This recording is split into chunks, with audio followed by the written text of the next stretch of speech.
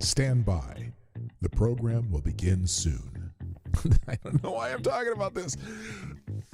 During World War II, we sent 90 million pounds of spam just to the Russians alone. I mean, we sent it all over the world. Our troops, especially in the Pacific Theater, ate it. That was basically what they ate all the time.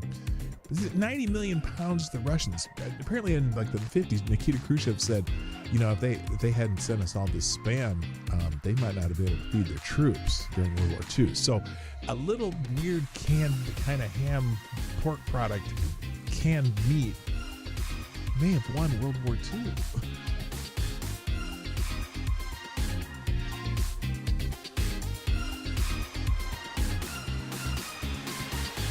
And the Fed is trending on X. I wasn't sure why, and I'm still not 100% sure why, although part of it is because of this building that they're renovating. They're supposed to be renovating one of the buildings at the Fed, right? And the other day, Donald Trump came out there with Jerome Powell, and they're talking about how the renovation of the building was kind of a little bit over budget, okay?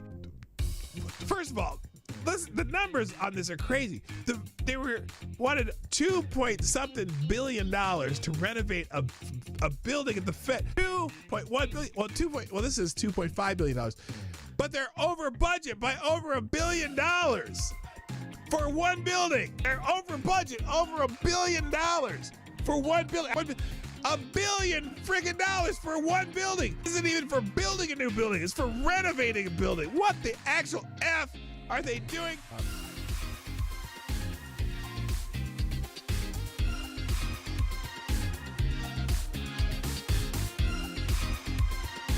If after a night of filling your rectum with vodka from a turkey baster, the cops find you changing a flat in the cereal aisle of a Piggly Wiggly and ask how much you've had to drink, and you say nothing, are you lying?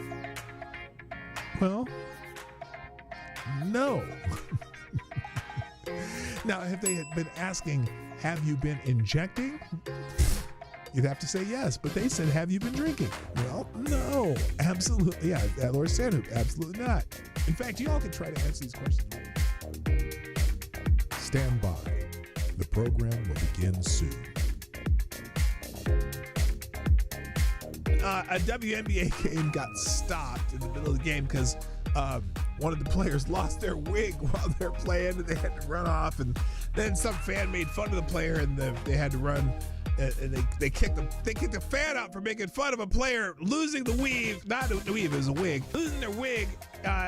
They had to have a timeout for the wig, a wig emergency. Which I'm like, why the F are you wearing a wig while you're playing basketball? But then yesterday, I believe it was yesterday, a game had to be stopped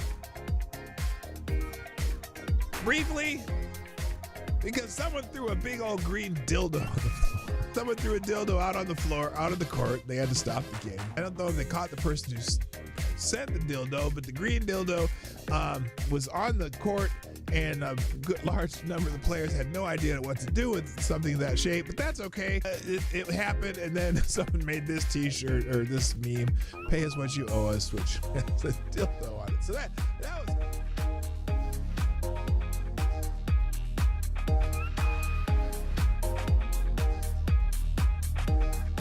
Hey, you know what the really good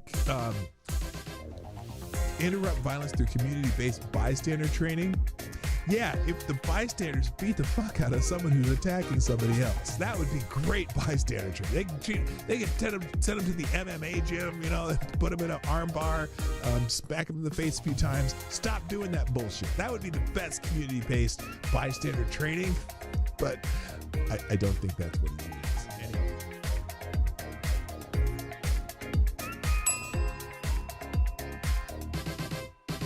And then the other one, they'll go back all the way to Dylan Roof. Dylan Roof's the other one, which, does anyone, okay, let me ask you something. A lot of you are right-leaning or on the right.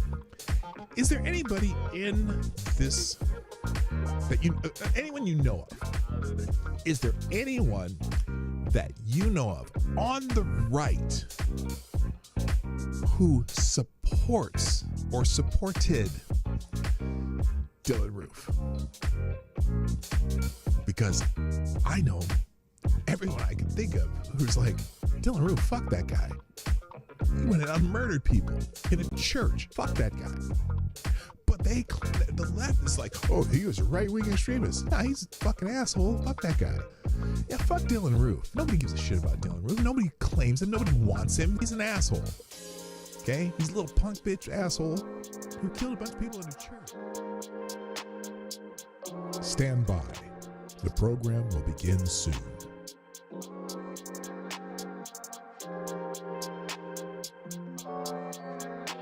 Reverend Robin Bartlett of First Church of Sterling, Massachusetts, uses John 1:14 in the Bible to justify why she brings her 11-year-old son to drag shows. This is what we're getting in the Rainbow Church. The Rainbow Church aren't exactly hiding it. That's true. The Word became flesh and lived among us, and my body, your body, their bodies are home for the living God. That is why I take my 11-year-old boy to drag shows in the summer with my friend and fellow church leaders, Kate, and her 11-year-old boy. Especially if you're a man, bodies can be celebrated and played with. That's her message. What the fuck?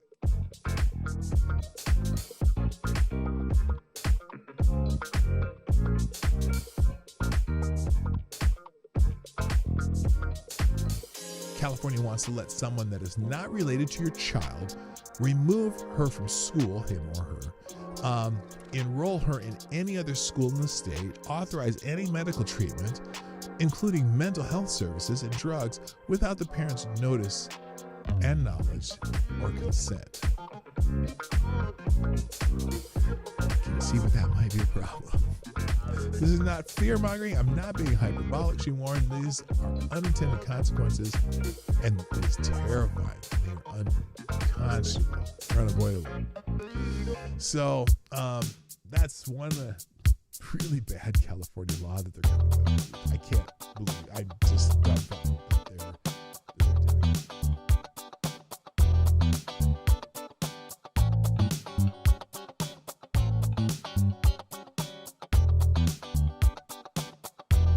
Now this is interesting. That new mayor candidate, the leading Democratic mayor candidate for New York City mayor, Damme, wants cops to stop responding to attacks on Jews. And by the way, Jews in the New York City are victims of the majority of hate crimes. Not a plurality, but the majority of hate crimes against people in New York are against Jewish people.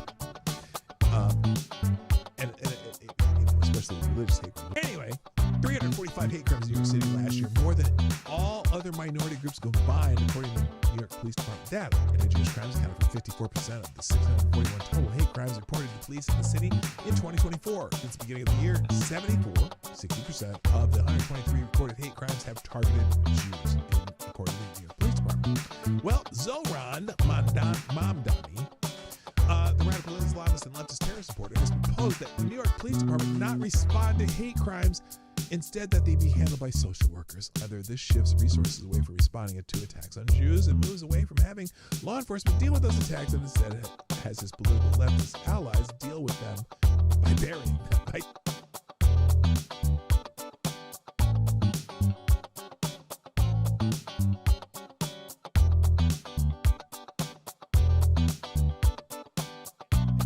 Every day on my show, if I put something on the screen, or I'm talking about it, or it's a topic or an article that I'm presenting in this show, I provide links to every single thing that I've talked about, and even more, the ones I didn't even get to.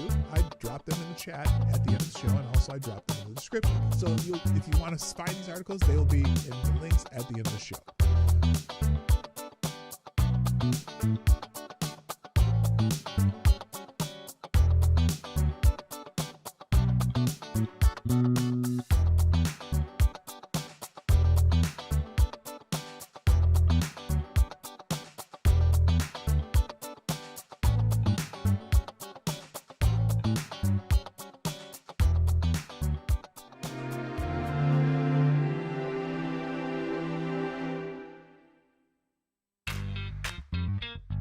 Ladies and gentlemen, coming to you live from the Lucky Dog studio in a hidden location somewhere in the upper Midwest of the United States of America, it's a brother making his own way but with all the wrong opinions.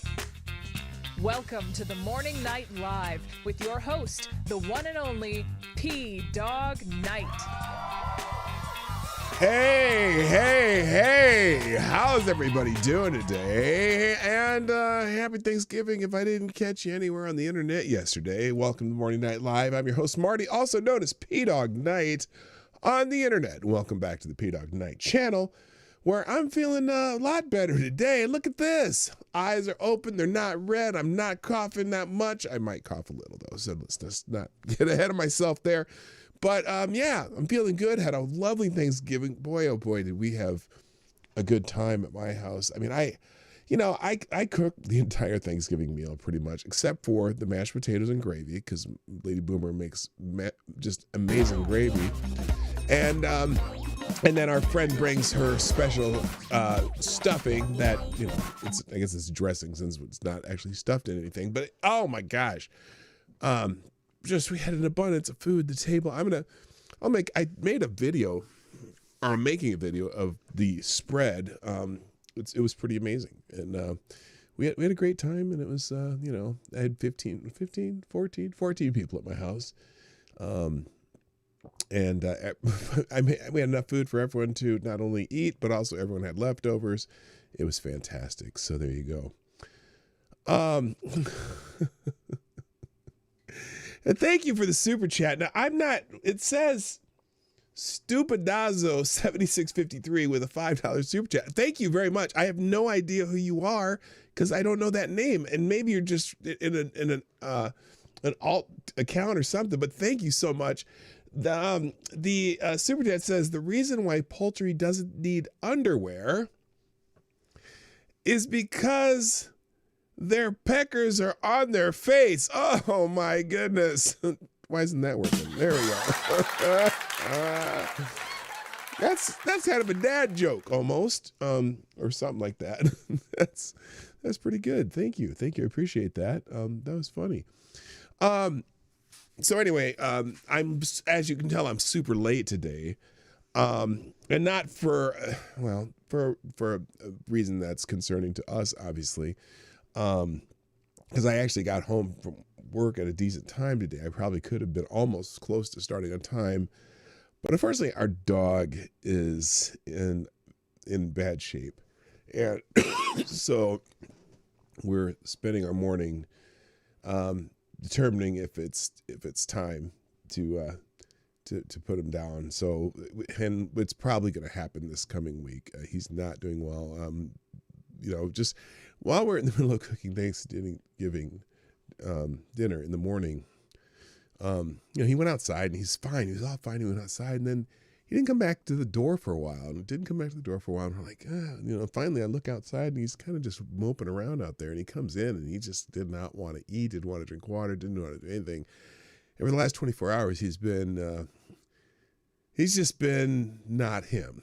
And hasn't eaten since he came back in the house, and and we had this same sign with our last two dogs where they just stop. And he's 13 years old. He's an old dog especially for a larger dog. Big dogs don't tend to last much. Maybe 14 years for a big dog is an old dog, and he's at least 13. We've had him 8 years. We've got him. They thought he was a rescue dog, but they thought he was about 3 or 4 years old. So he's got to be around 12 or 13. And I don't know. We'll see. We finally got him to drink some water today. He went on a walk and whatever. But so that's why I'm late. And we've had a sad morning. Let's just put it that way. But I did make it here, and we are going to do Friday Q&A. So if you got questions for the Friday Q&A, drop them in the Friday Q&A thing up there at the top of the chat, and we'll do that whenever the show ends. I don't have really a time limit today because I'm not doing my normal Monday through Friday thing after the show. So I can start late, I can end late, and we'll do great. But again, Thanksgiving was wonderful. we had so much great food. My wife made this beautiful spread of appetizers like she always does. She's very creative. And we just had, and we watch football because that's what we do on Thanksgiving. We eat and we watch football and just talk and whatever. And it was fantastic. And it is my hope that all of you who are, the Americans around here, were able to enjoy a nice Thanksgiving yourselves. And, I just want everyone to have okay, never mind. I just hope you had a great day. I hope you had a great day. I hope you have a nice weekend this weekend. It's Friday. A lot of you have an extra day off too, if you're in the United States. I had to work at UPS this morning though. That was interesting, but whatever. I hope I just wish everyone to have, and look, it's funny because I put this message on X yesterday saying, whether you're my friend or my foe or, whether you like me or not, I want everyone to have a blessed day that is that every person should have, regardless of your political leanings, regarding of your what you think about other people, whatever your whatever your goals in life are. I just want everyone to have a good life. You know what I mean? So and I'm thankful for the life that I have, that we were able to that we were able to host. I have such a great life that I'm able to host 14 people in my house and feed them a meal and send everyone home with leftovers. I'm so blessed in that way. Now some of it is, my own making, where we do things to be able to do that kind of stuff, but still, I cannot not count my blessings. It's a beautiful thing. So anyway, let's get the show started, because I got a bunch of stuff open, and guess what? I'm going to try to get to all of it today. This show might be 4 hours for all I know, because I got so much stuff. Plus it's Friday Q&A. And I think what I'll do is I'm going to break up the show with Friday Q&A this week. I'll do some of the show. We'll do Friday Q&A, and then we'll come back to it. And if there's more Q&A, we'll do more of that later. But let's just get it going. So first today, of course, we always like to see who's in the chat. First in the chat today is Kara Soldier. Gets the bell. Congratulations, you are here first. There may be some different people in here today too, because starting late, people who can't come to the show when I do it in the morning sometimes show up here. Some people who are on a schedule and show up in the morning can't be here at this time. So who knows? We'll see. Also in the chat, Blue Eyed Scream, good morning. Select the boys in the house. Boy. Also get Green Badger Outdoors, Resolute Germ. Let's see. Let's go down here. It's all you guys still. Reaction Puerto Rico is here. Also, the Pope is here.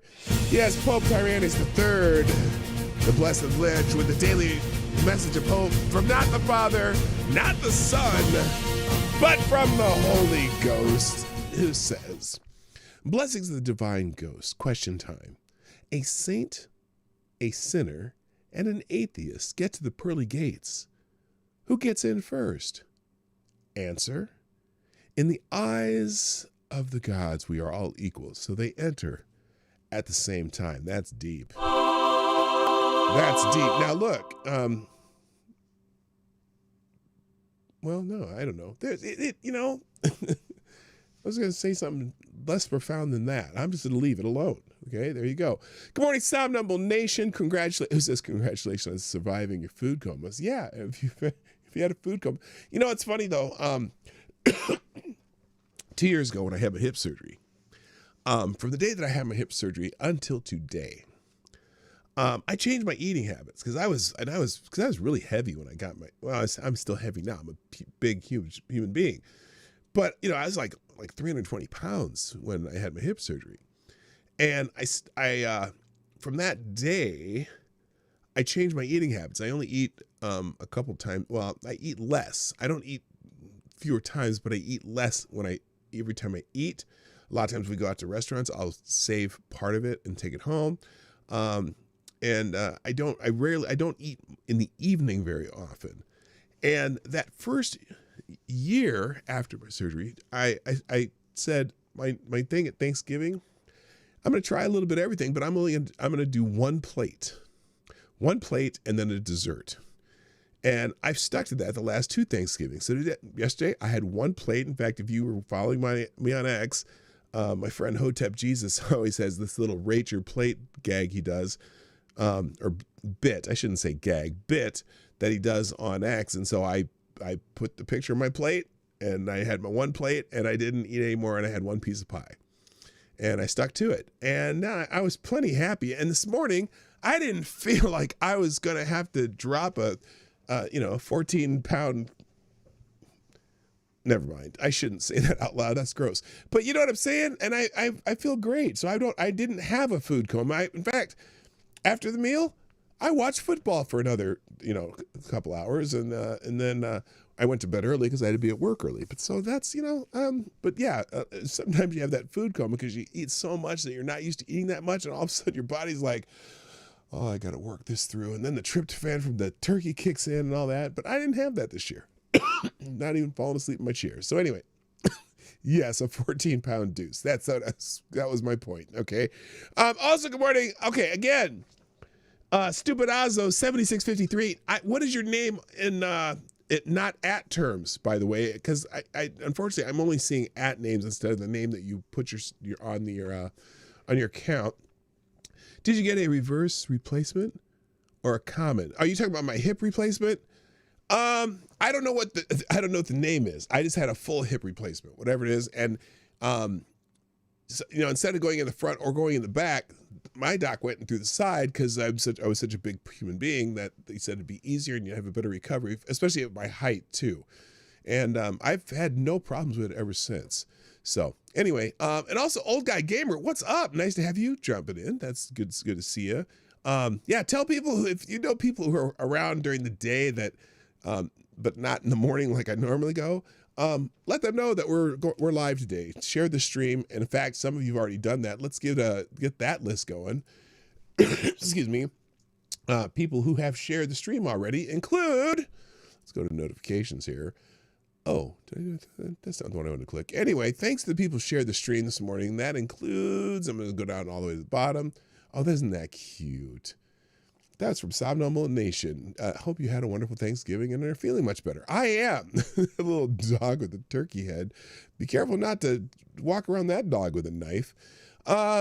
So anyway, people who shared the stream already, Somnambule Nation, Resolute Germ with the Let's Go. If you haven't clicked that link up there and said Let's Go X, please do that with our daily wrestler. And I have no idea who this wrestler is. He doesn't look very big, though. He looks like a short dude. Must be the intercontinental champion, because, I don't know what it's called. All I know is the sound it makes when it takes a man's life. Can anyone name the movie? I don't know what that movie is. And also Green Badger Outdoors. With did I post that? I did not. Let me repost that. Resolute Germ, what's the name of that wrestler? Please let me know. All right, and then here we go. Thank you, Green Badger Outdoors, with the little flight deck. Let's go. And we got Reaction Puerto Rico. Smoking them tires on that Dodge Caravan. That's funny. Let's go. Oh, mine was, what did I look up when I wanted my Let's Go to? I think it was, I'm late. So this person in this red Caravan is certainly late already. Also, Somnambule Nation shared the stream. I knew you did. I just didn't know when and where. Oh, we got a little, there is a Friday show, Little Prince. If you use Prince gifts around me, it's like, I can't do it. My voice isn't quite back that far. But anyway, me being in Minnesota and a very appreciative Prince fan, I think he's the greatest musician of the 20th and 21st century by a long shot. Now, most popular artist? No, but the greatest musician? Absolutely. One of my favorite musicians of all time. And then people who retweeted the show: Ty Alexander, Somnambule Nation, Reaction Puerto Rico, and Resolute Germ. Oops, I clicked your name instead of what I was trying to do there. And then our daily Ric Flair, woo, from Mr. Ty Alexander. So I appreciate that. That would be the Pope, for those of you who are not familiar. What's the question here? Is that from Tropic Thunder? Oh, that's funny. Crash Holly. Oh, that's Crash Holly. Yeah, he's a little dude. I mean, I could take Crash Holly. Shit. All right. All right. I do have my coffee today from the Oli Store, a restaurant in Northfield, Minnesota.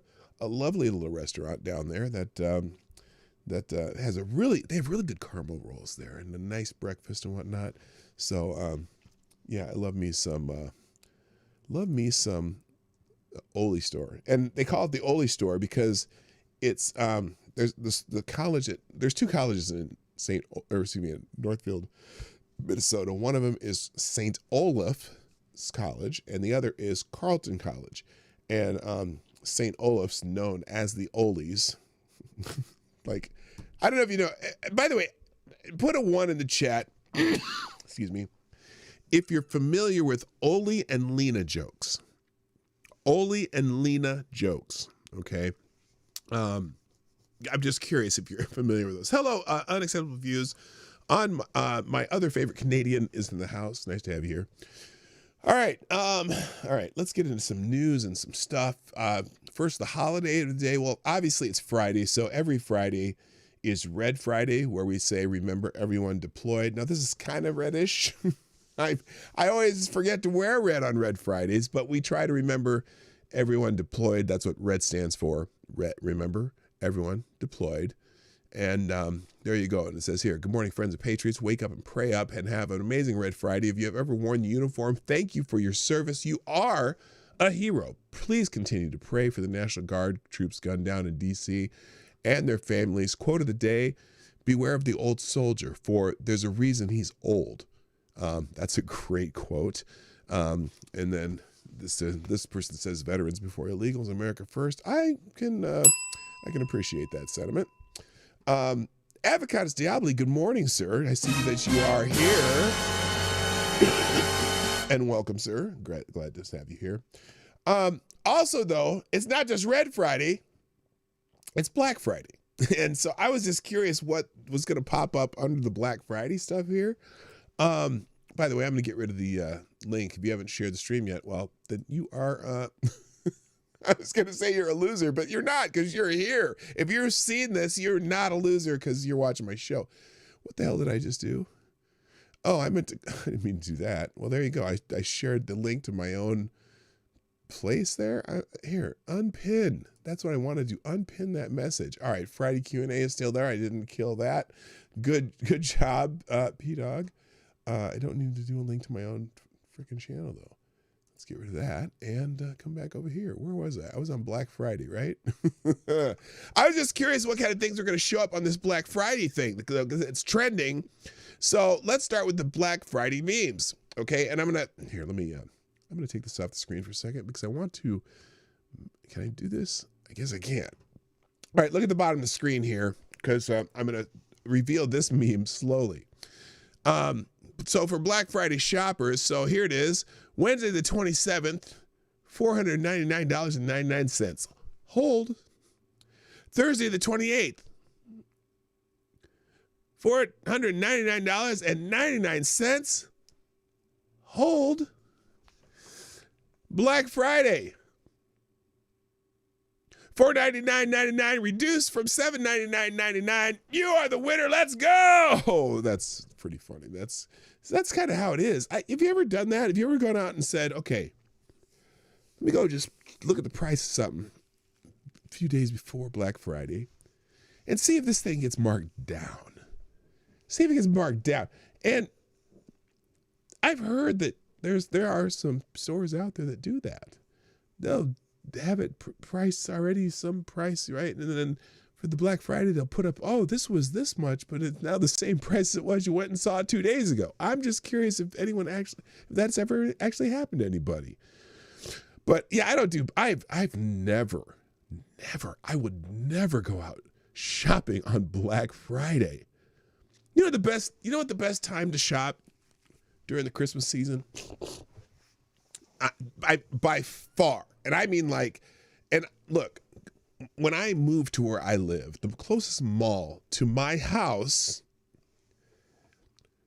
was the Mall of America, the largest shopping indoor enclosed place in the world, for at least now. I may not be anymore, but anyway, The Mall of America. And can you imagine, just imagine what Black Friday was like at the Mall of America.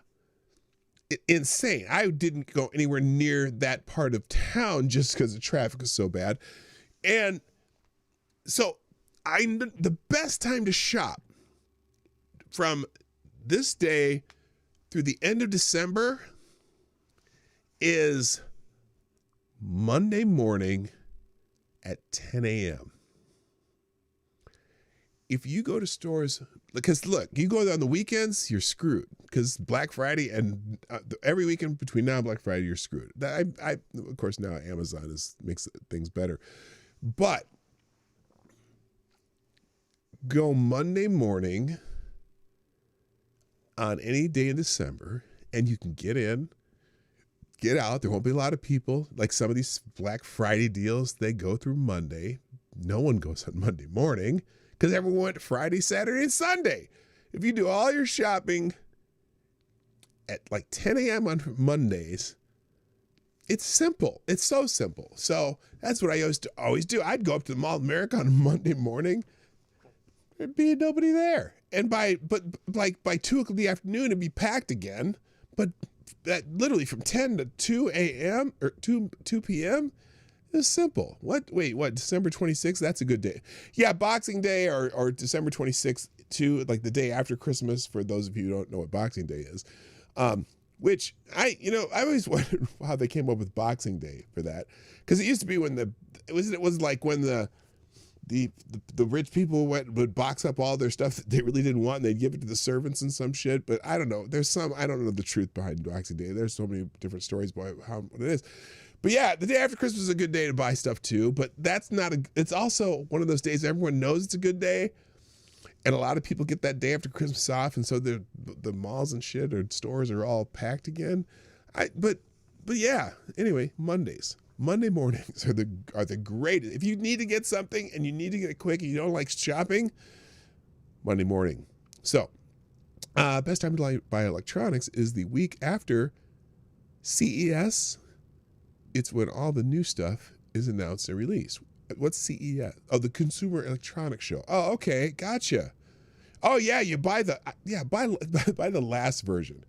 By the way, Lady Boomer and I we're thinking about upgrading our phones. We're still on iPhone 13s, which we happened to get when we switched over to AT&T, and so we just got new phones then.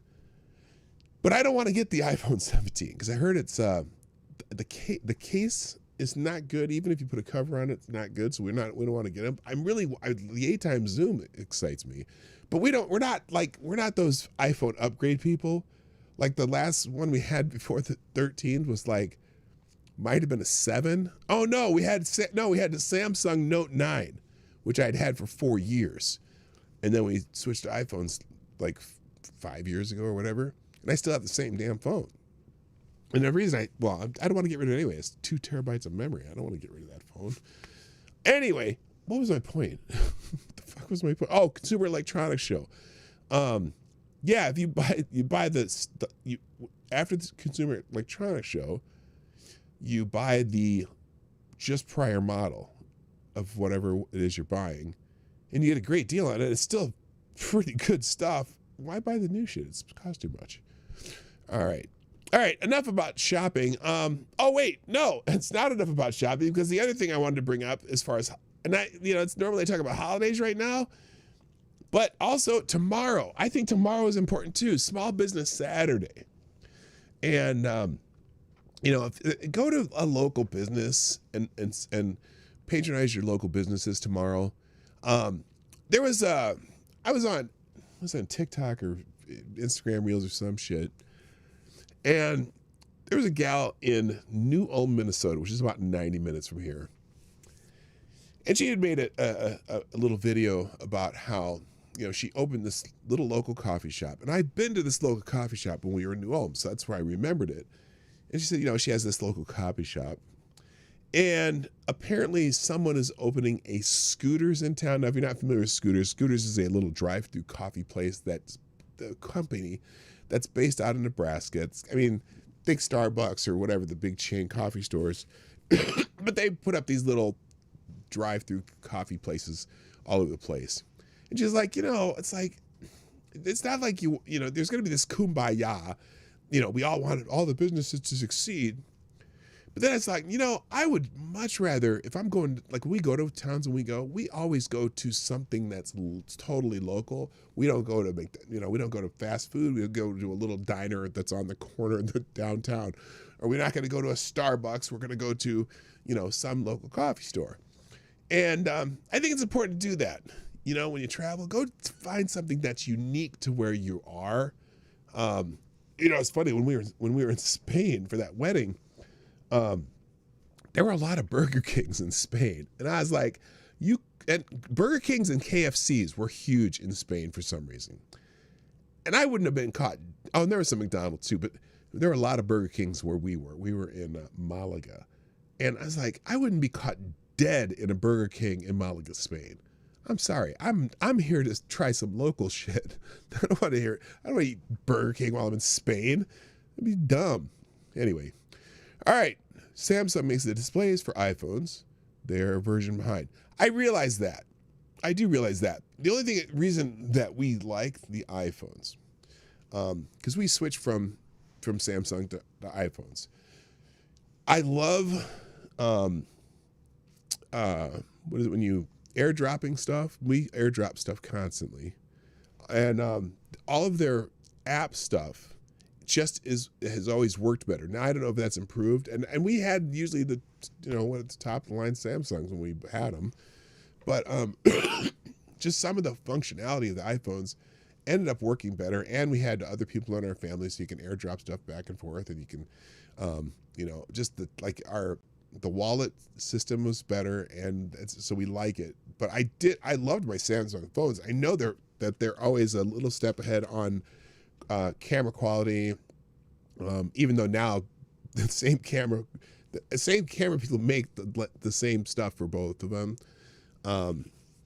But I don't know. It's just I've never had problems with any of the apps on my iPhone as compared to when I was on Samsung. So maybe they fixed that since then, but we'll see. All right, this is not what I'm here to talk about though. But anyway, so I say definitely go out and support a small business, or just a homegrown business in your town on Small Business Saturday. And a lot of people talking about that on here. Here, let's see what this lady has to say. This is, and besides, I'm sure Avocado Diablo will appreciate that. I can't tell if she's attractive or not, but here, let's see. Here's a Small Business Saturday message. It is Small Business Saturday, and we're hoping that you support the care economy through Jen Sando. We have products that are going to make you laugh so hard you pee down your legs. So, oh my God. What? Wait, what did she say what I just thought she said? We have products that are going to make you laugh so hard you pee down your legs. So, okay, well, let's find out what these products are. I'm just curious. Here we go. Hot mess on rye. Smells like everyone needs me. And finally, I saw, I peed a little. Oh, wait, what? What is that? 100% chance of humidity. She seems to be obsessed with pee. Titties, 25% oh, what? off, Wait, y'all. what? Wait, what? What is that? 100% chance of humidititties, 25% off, y'all. Come support us on Small Business Saturday. Let's go. Okay. That was just the random Small Business Saturday message from somebody selling stuff that make you laugh so hard you pee. Is that Vaseline? I don't know. AD, what are you thinking, man? What are you thinking? All right. Other holidays today is National French Toast Day. Okay. I generally don't celebrate anything French, but I do love me some French toast. And that little concoction right there, that looks pretty nice with the bananas and the blueberries, and that actually looks kind of good. You know what I'm saying? All right. Also, it's Red Planet Day. Explore the mysteries of the universe on Red Planet Day. Learn about Mars, discover new space facts, and join the interstellar fun. Well, there you go. Celebrate Mars, Red Planet Day. It's Albanian Independence Day. Albania, Albania, it borders on the Asiatic. Remember that? Who knows what that's from? Who knows what that's from? You should know if you're my age, and it was probably the most popular show on television. I actually want to go to Albania. It's because it's near Croatia and Montenegro and all that. Couldn't make it out. What do you mean? Couldn't make what out? National Flossing Day. Now, I don't know if they mean like, remember when flossing meant ballin'? But I think it's actually just go floss your teeth. National Allen Day and National Madison Day. So if your name's Allen or Madison, hey, today's for you. All right, enough of that dumb shit. I do want to acknowledge eggnog, French toast, and sausage. Ooh, yeah. Yeah. I'd do a little John, yeah, but I can't right now. I do also want to, a lot of times I do a celebrity birthday or a celebrity who's passed, but today I'd want to recognize Sarah Beckstrom. Sarah Beckstrom is the National Guard's specialist whose life was taken by a gunman who came to Washington, D.C. from the state of Washington for apparently no other reason than to go shoot some people, and particularly National Guard people. But there's it's interesting because there's a whole lot of twists to this already. But anyway, I want to recognize her first. She's, this verse says, our hearts and prayers go out to the family of 20-year-old Sarah Beckstrom of the National Guard. Excuse me, a hero volunteered to serve D.C. on Thanksgiving for people she never met and gave the ultimate sacrifice. May she rest in peace. It is now time to avenge her death and secure justice. Okay, I wasn't going to read the last part. That's Janine Pirro saying that. I wasn't going to go that far, but yeah, maybe. Yeah, look, the dude, they have the dude in custody that did it. And may he, I'm not going to say it out loud, but you know what I'm thinking. FT. Well, here's the simple one. Fuck that guy. So anyway, the president announced that yesterday. President Trump announced Thursday that one of the National Guardsmen attacked Washington, D.C. on Wednesday has died. Here's the president. I must unfortunately tell you that just seconds before I went on, right now, I heard that Sarah Beckstrom of West Virginia, one of the guardsmen that we're talking about, highly respected, young, magnificent person, started service in June of 2023, outstanding in every way. She's just passed away. She's no longer with us. She's looking down at us right now. Her parents are with her. It's just happened. She was savagely attacked. She's dead. She's not with us. Incredible person. Outstanding in every single way, in every department. That's horrible. I must unfortunately tell you that just... The man accused of attacking Beckman and her fellow guardsmen was identified as 29-year-old Ramanullah Lakhanwal. I'm sorry if I'm butchering the name. Well, I'm not sorry. I'm butchering the name, but I don't, not doing it for any intent. Who was taken into custody following the attack. According to the U.S. Attorney for the District of Columbia, Janine Pirro, Beckstrom and 24-year-old Andrew Wolf were both uniformed members of the West Virginia National Guard deployed under President Donald Trump's executive order aimed at securing the nation's capital. Both soldiers had been sworn in less than 24 hours prior to the attack. Pirro stated that Lakhanwal, who entered the U.S. in September 2021 under the Biden administration's Operation Allies Welcome following the U.S. withdrawal from Afghanistan, carried out the attack using a .357 Smith & Wesson revolver. She described the shooting as targeted, noting that Lakhanwal drove across the country from his residence in Bellingham, Washington, specifically to reach the Capitol. In his address to the nation following the violent attack, Trump said this heinous assault was an act of evil and an act of hatred, act of hatred and an act of terror. By the way, good morning, Gun Fox. I see you there. It was a crime against our entire nation. It was a crime against humanity. Americans tonight are with those 2 West Virginia National Guards and their family. Meanwhile, U.S. Attorney for General Pam Bondi said Thursday, prosecutors will seek the death penalty for the suspect in the case. And then we saw what Donald Trump said about her. Now, there's a lot of stuff going on about this. Here in the Daily Wire, National Guardsman shooting suspect worked with the CIA. What? What? The Biden administration justified bringing the suspect in the shooting of the 2 National Guard members, Ramanella Lockenwall, over the United States because he had worked with the U.S. government entities, including the CIA in Afghanistan, according to CIA Director John Ratcliffe. So when he was in Afghanistan, he worked with the CIA. Lockenwall, 29, who entered the U.S. as part of Biden administration's Operation Allies Welcome, allegedly shot the National Guard members only blocks from the White House, leaving them in critical condition in the wake of the disaster. Okay, let's see. Who's this from? Okay, in the wake of the disastrous Biden withdrawal from Afghanistan, the Biden administration justified bringing the alleged shooter to the United States in September 2021 due to his prior work with the U.S. government, including the CIA, as a member of a partner force in Kandahar, which ended shortly following the chaotic evacuation. On September 3rd, 2021, then Secretary of Homeland Security Alejandro de Mayorkas introduced Operation Allies Welcome, saying it was the ongoing effort to bring Americans home and to bring vulnerable Afghans to the United States and support their resettlement. The President of the United States has the authority to designate a federal agency to lead the federal response. Last Friday, he designated the Department of Homeland Security as the lead federal agency to coordinate the Operation Allies Welcome to help secure unity of effort, clear roles and responsibilities, synchronize priorities, and effective coordination across the federal government. And yet, we seem to have a rogue refugee.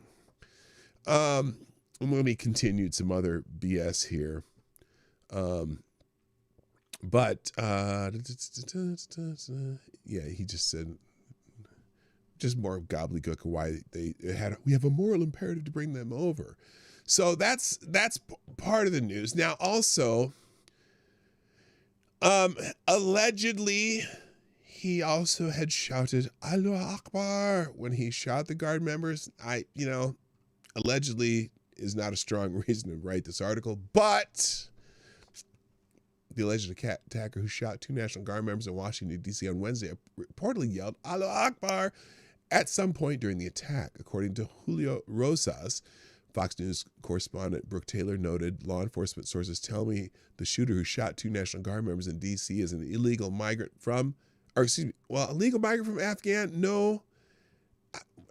Now that's going to be questionable. The illegal part is questionable.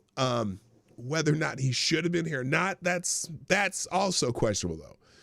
An illegal migrant from Afghan who came during Operation Allies Welcome under the Biden administration and overstayed that visa. Oh, overstayed that visa. Okay. Why? Is he part of the Taliban? Is he able to go back? I'm not really sure. The suspect allegedly began the attack with a revolver, and then he used a firearm he was able to take from a female guard member. And then Jack Persobiak of Human Events wrote, the suspect waited for the guardsman to turn the corner before opening fire. He only had 4 rounds, but managed to hit the female guard in the chest. He then approached her, took her weapon, and shot her point blank in the head. Using the female guard member's firearm, continued shooting at other guardsmen, hitting one in the neck until a third engaged and subdued him. Holy shit. Holy shit. He went all mafia on her. Hello, Cashapp. What up, Kirsten? How you doing? Good morning. Breitbart News reported the shooting just after it occurred, noting that 3 people were shot and the above-mentioned suspect is in custody. The 3 people who were shot were 2 National Guard members and the suspect. The AP noted that the suspect's wounds were not believed to be life-threatening, so we haven't heard any more on that. And then we have some opinion pieces about this. Now, what's interesting, though, I was like, for some reason, when I put, the Wicked Witch of the West, Debbie Wasserman Schultz in the thumbnail today, this is why. Apparently, Democrat Representative Debbie Wasserman Schultz has attempted to blame Donald Trump for the National Guard shooting, citing deployments in cities and gun violence as causes. So the deployment in the city, this guy came from Bellingham, Washington to Washington, D.C. to do this. Bitch, what? What? The president quote. Here's the quote from Debbie Wasserman Schultz, which I didn't even. I forget that she's in Congress sometimes. The president looks everywhere except inward to blame his own policies. We need to make sure we don't have our military deployed in our cities handling law enforcement responsibilities, and we need to make sure we address gun violence. It's never the president's fault or his policies when it comes to his reaction, and it's pretty disgusting. Okay, now if some, DC gang member shot the guardsman, I might go, well, that's a circumstance of deploying into cities to try to stop crime. But when someone comes from all the way from Bellingham, Washington, the other side of the country, to shoot the guardsman, I think there's something else going on. Why would she even think that? She's a moron. Anyway, so other articles, we already got that one. And one of the GOP representatives says the left-wing politicians led to DC shooting. Well, we're not sure about that either. But let's see, what did he say? Here, I'm not going to put 4 minutes of him. Thursday on Fox News Channel's Fox News Live, Representative Buddy Carter of Georgia said, quote, left-wing politicians' comments caused 2 members of the National Guard to be shot in Washington, D.C. on Wednesday. Again, I'm going to say this to both the right and the left. Don't jump to conclusions. This very well could have been a, kind of a terrorist action too. It could have been a whole bunch of things based on what we're hearing. He said, though, first of all, to Andy and Sarah, please know that you are in our prayers and their families. Please know how grateful nation unites in prayer for their recovery. Look, this is obviously before the young lady died. Look, this is something that happens whenever you have the left-wing politicians making comments like they're making. And that very well could be, because there's left-wing politicians calling them Trump's Gestapo and this and all the other bullshit. Could encourages people to do acts of violence against them. But I'm not sure this is what it was because of who the suspect was. There's multiple possibilities, if you ask me. He says, look, this is something that happens whenever you have left-wing politicians making comments like they're making. I mean, when you have someone like Alyssa Slotkin, who is encouraging the military to dissipate the commander-in-chief, when you have someone like John Ossoff, who is saying that having troops in Washington, D.C. is an embarrassment, when you have someone like Abigail Spanberger, who's saying, let your rage fuel you, excuse me, that's a problem. Oh, really? When you say let your rage fuel you to do what? These are the type of things that lead to this kind of action. He added, many of us are blessed with children and grandchildren, and we teach them that words matter, and our left-wing politicians need to understand that. This is a result of all of that, as well as them wanting to defund the police, wanting to attack our law enforcement. All of that needs to stop, and it needs to stop now. I don't disagree with anything he said. But the actual motive now kind of has some other possibilities too. I don't know. It's weird. But anyway, there you go. And then in legal insurrection, they're talking about it too. I think this is the result of this incident though. Now Donald Trump has ordered a review of all green cards from countries of concern.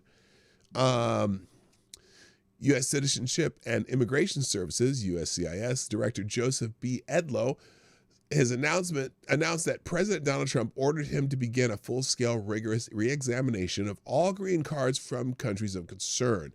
At the direction of the president, I have directed a full-scale, rigorous examination, blah, blah, blah. So he did it.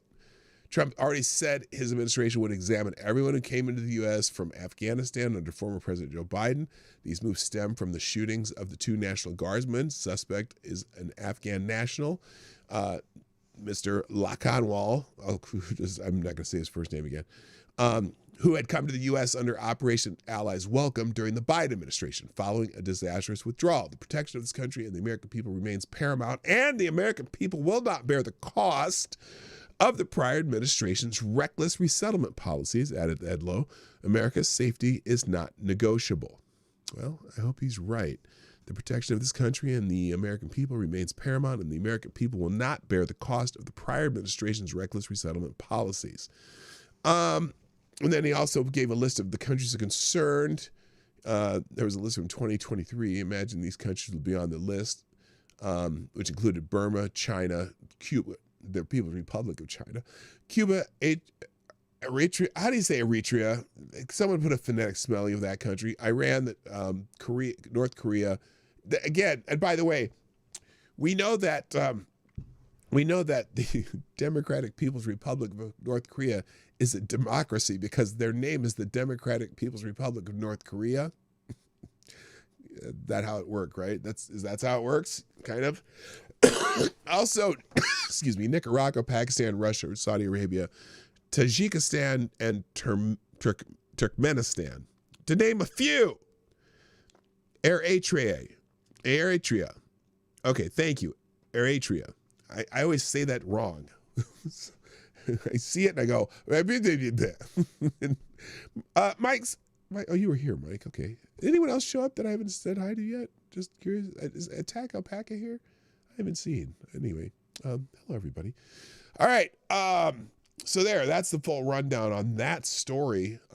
There's a little more in some of the other trending topics that are related to that, but let's move on to more some of the trending topics. Oh, I'm sorry. I still have the yesterday's or Friday's Superstar Sponsor of the Day. Alan, that was so generous, man. That was crazy generous. Oh, what am I doing? Okay. Let me, what did I do? What the hell did that happen? That's not what I was trying to do. Damn it. Let me reset the Superstar Sponsor of the Day because we do not have yet a Streamlabs Superstar Sponsor of the Day. So feel free to get into the competition. All right, that'll change if we have a different sponsor. That's the leftover sponsor of the day from Friday. All right, let's get into the other trending topics. Wegmans. Anyone have a Wegmans where you live? Wegmans is a nice grocery store chain in the Northeast, I believe, for the most part, and they're trending today because they put up something where they said.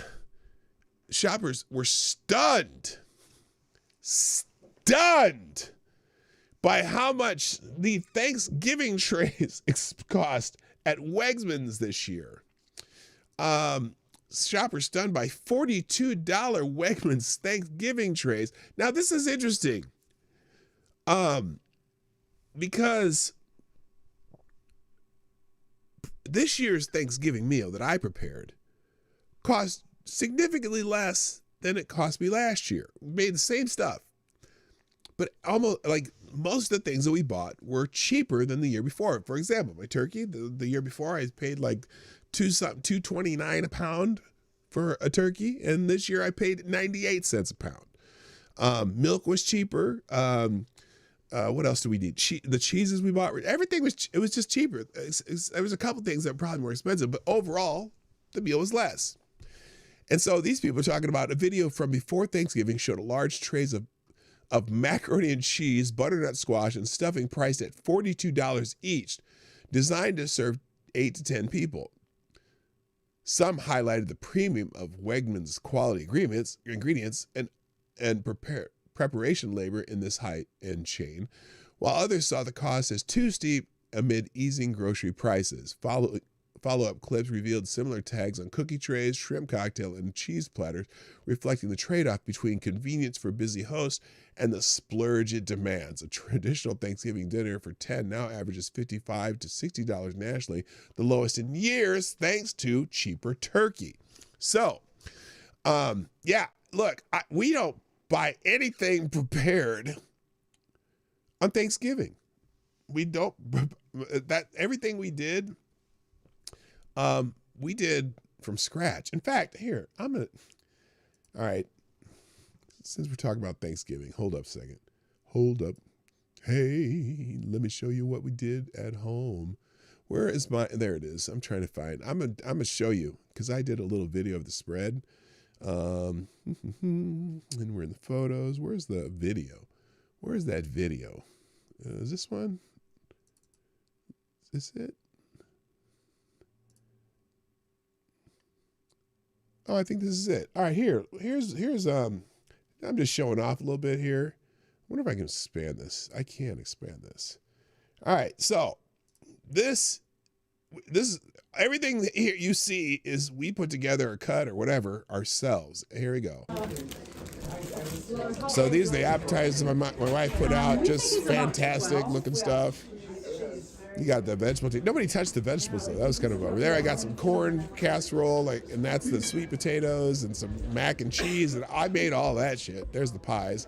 Then we got some stuffing, and we got that's our mashed potatoes, and there's the bird that got all cut up nice there. A little cranberry sauce. There's my pot of greens going, and then the gravy Lady Boomer made, and then she made the turkey wild rice soup. Wait, what about the grapes? Grapes? What do you mean grapes? Were there grapes? Hang on, hold up. Let me pause this. Oh, hang on. Let's see. Let's go back. Grapes? Did she have grapes? Well, we had grapes somewhere. There were grapes in there. Oh, there's like grapes in here. These are little. She calls them hot chocolate balls. They're not hot, but they are chocolate. But you bite into it, and it tastes like you just took a taste of some hot cocoa. It was so good. Where did you see the grapes though? Hang on. So then she did this little charcuterie board. We got cookies and candies over there. We got some pretzels. She made even the cheese balls she made herself. Okay, so this is a peanut butter chocolate cheese ball. So it's cream cheese and peanut butter mixed together, and then it has like chocolate chips around the rest. And you put it on she put them on pretzels, and oh my God, it was so damn good. And then, our friend brought these. This is just some kind of grilled bread she brought, and oh my gosh, you eat one of those, it was so good. I'm like, it's just a piece of bread that you grilled, but it's like, seasoning and stuff. What else do we do here? Oh, she's got some, these are maple, okay. Have you ever had maple jalapenos? They are jalapenos. They're like, they're jalapeno are just pickled jalapenos, right? If you buy them in a jar. But she bought some of these. They're like maple syrup cured pickled jalapenos. And I was like, oh, that's a weird thing to get. I ate one of those things. I'm like, oh shit. I could eat these like for snacks, like while watching a movie or something. They were so good. And then she had, so then here, let's see, she had, those are some nuts and some olive tray. This right here, down here, this is a butter board. So my wife made like custom butters. Okay, so like the one here is like garlic butter. This one is like, have you ever had like everything bagels? They have this is everything bagel butter. This one here is cinnamon butter, and this one's honey walnut butter. And then we just had little pieces of bread. People could, put them on trays or put them on the bread. There's different butters. She calls it a butter board. I don't know why she started doing that, but it was really good. Then she had these little caprese salads. So she takes the time to she gets mozzarella cheese, a fresh basil, and a little tomato. And then she puts some balsamic vinaigrette over them. And it's like eating one of those little caprese salads. It's so good. She hand stuffs these little red pepper things. There's a name for them. I can't remember what they're called. She stuffs them with feta cheese. Then we had some bacon and something cheese curds. And then up here, she made little Grinches, because we don't usually do this at Christmas, but we're not doing Christmas this year. So these are Grinches. It's a green grape with a banana for a part of the hat and the strawberry for the rest of the hat and a marshmallow for the little hat thingy. She's very creative. Let's just put it that way. And then the rest was just everything else we had there. So anyway, that was, they're not cherry peppers. They're, God, what are they called? There's a name for them. I can't remember what they're called. They might be cherry peppers, but they're pickled and they have a special like seasoning. So anyway, that was the and then I made everything else. Like here, I'll show you what the hell. And then from there, so that's like it's kind of a cornbread casserole. It's just you make it with cream corn and regular corn and sour cream and butter and whatever. I make that every year. And then my sweet potatoes, that giant plate of sweet potatoes was almost gone. Everyone loves my sweet potatoes. If you go to this channel, actually, the PDawgKnight channel, like the 4th video I made on YouTube was me making these sweet potatoes. And people demand that I make them every year. That's my mac and cheese. I make homemade mac and cheese. I even shred the cheese myself. It's really fucking good. And then, like I said, we had the stuffing that my friend brought, which is delicious. We had the mashed potatoes Lady Boomer did. And that's the bird. The bird turned out great, as always. And then greens and great. And my wife's a gravy master. I don't even try to make gravy anymore because she makes her gravy so much better than mine. And then finally, that's the turkey wild rice soup we made 2 days in advance, and everyone got a little Thanksgiving joy at the PDawgKnight house. All right, that was an aside that I didn't mean to do, but anyway. All right, but because we were talking about Wegmans, and everyone getting all tripped out about Wegmans. Let's see here. Oh, Elizabeth Warren's entering the chat. Wait a minute. Let's see this. Hang on a second. All right. American shopping at the grocery store chain Wegmans for Thanksgiving food items. Macaroni and cheese, $42. Look, you know how much my macaroni and cheese cost? The pasta was on sale. We used Barilla, which was like $1.29. And I needed that's 2 boxes of Barilla. I made 2 pans of that macaroni and cheese, by the way. 2 boxes of pasta. 2 sticks of butter? No, 1 stick of butter, because I had to make a roux first. You make a roux, and then you put in your milk, and then you add your cheese. $42 for macaroni and cheese. I tell you what, my macaroni and cheese probably only cost, the block of cheese was maybe $9, maybe $10. I made like macaroni and cheese for 100 people for like $10. And it's so good. Anyway, so here's the video everyone's talking about though. Here's the Wegmans video everyone's talking about. Let's see. 42. So I'm at Wegmans for the first time ever, right? I've never been to Wegmans. This is okay. Look, And we have stores like Wegmans in the Twin Cities, called Byerly's or Lund's or what's the other one? There's another one that's a really high end. But anyway, cheese is $42. $42 freaking dollars! Holy shit! That's macaroni and cheese for lazy motherfuckers. I'm telling you, no one makes macaroni and cheese. Well, a lot of people make macaroni and cheese as good as I do, but $42 for that pan of macaroni and cheese. Look at this. Is 40. I made. Oh, good God. Unbelievable. $42. Butternut squash, $42. Unreal. This is, look, but you're paying for convenience. If you don't cook, don't buy the convenient stuff. Make it yourself, you lazy bitch. Stuffing, $42. $42. Stuffing is so cheap to make too. Holy shit. So I'm at Wegmans with. Okay, so anyway, if you're dumb enough to buy it, if you're too lazy to cook, learn how to cook then. Good God, woman. Wegmans more expensive than Whole Foods. Isn't it though? Maybe it's not the inflation. Maybe it's the location. Yeah. So anyway, these are just stupid people who don't know how to cook. All right, real quick. Thank you, GunFox61. We finally have a superstar sponsor today, and that would be you, GunFox. The new stream. The new superstar sponsor today. Dropping 3 Hamiltons, dropping 3 news articles. The first one, World News, Ukraine. The second one, China. China is asshole. Living 20 years in the future, huh?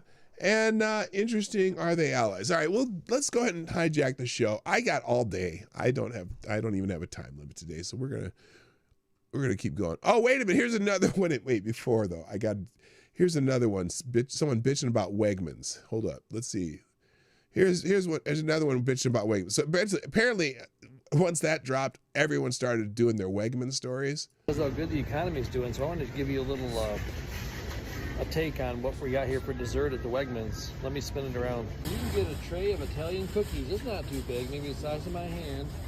And the price is everything's $42 at Wegmans. It's the $42 sale. Come and get your cookies, $42. Get your mac and cheese, $42. Get your shrimp cocktail, $42. Get some box of stuffing that we made for 17 cents, $42. Holy shit. Here's your economy, $42 for a tray. No, that's not your economy. That's your lazy ass buying shit for convenience. Sorry. Cookies to take to your family if you can afford it. I can't. Well,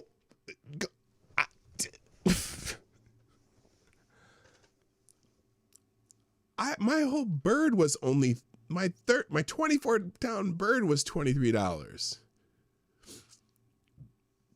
My half of the meal that we made was probably $42. Because I don't think we spent, for all that food you just saw, I don't know if we spent $150. I don't think, we spent, the one time we stopped, it was, the Sam's run was just over $100, but there was a lot of other stuff that didn't anything to do with it. And we only had to go to the store for a few things. Now, the cheeses, we'd gotten in earlier. So those might have been, we probably had $30 worth of cheese there as far as the specialty cheeses. But these people, if you're going to try to make a Thanksgiving meal by getting convenience food at Wegmans, you're going to spend, if you try to feed 15 people, you're probably going to spend $600-700. Not me. No way. We made everything ourselves. And it was amazing how much we made. A little shrimp cocktail. So if you're in the mood for seafood, you can take this to your family's party if you can afford it. A shrimp cocktail. How much? Pretty good sized portion. How much? Like 30 shrimp. And the price tag is $65. Oh my God. Y'all need Sam's Club memberships. God. That little bit of shrimp you can get at Sam's for $65. We didn't do shrimp cocktail this year, but you probably get 3 times that, at least. That's crazy. What a steal! You should get this for Thanksgiving. That's like you're like shopping in Canada. Let's check out the meat, shall we? First, let's check out a charcuterie board. Charcuterie board got a little salami and cheese. That's only $45. Now that's $45. Now notice the little roses here. You see these little roses that they made? On the sides, they made this little rose charcuterie. My wife makes those herself. We just buy we get some pepperoni from the deli. We're not paying, how many was that? $45 for that charcuterie board? Good God. That's because you're lazy. If you're too lazy to do it yourself, you're going to pay a lot more. You're paying for, someone said in the chat, you're paying for the labor. Check out a nice steak, shall we? Here's 2 beef tenderloin steaks, very small. They probably. Do you know what beef tenderloin steaks are? Does anyone know? Someone tell me in the chat. What's a beef tenderloin steak? Tell me what that. There is a name that we call a beef tenderloin steak. Anybody know the name of it? Person in the chat gets the bell who says it correctly. First one in the chat who says it correctly in the chat. What is a beef tenderloin steak, people? It's not eye of round. If you take a tenderloin and you cut it into steaks, what are those called?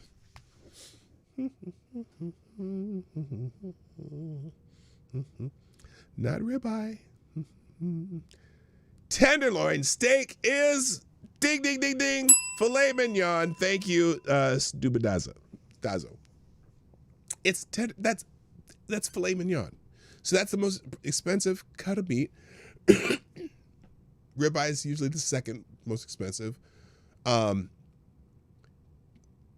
It's expensive was what beef tenderloin is. Yes. So look. Look at the. Now he's complaining it's the size of his hand. Yes. They're charging $35.99 a pound. Now, if I go to Sam's Club, you can get filet mignon. Probably, I'm gonna guess, it's probably $22 a pound.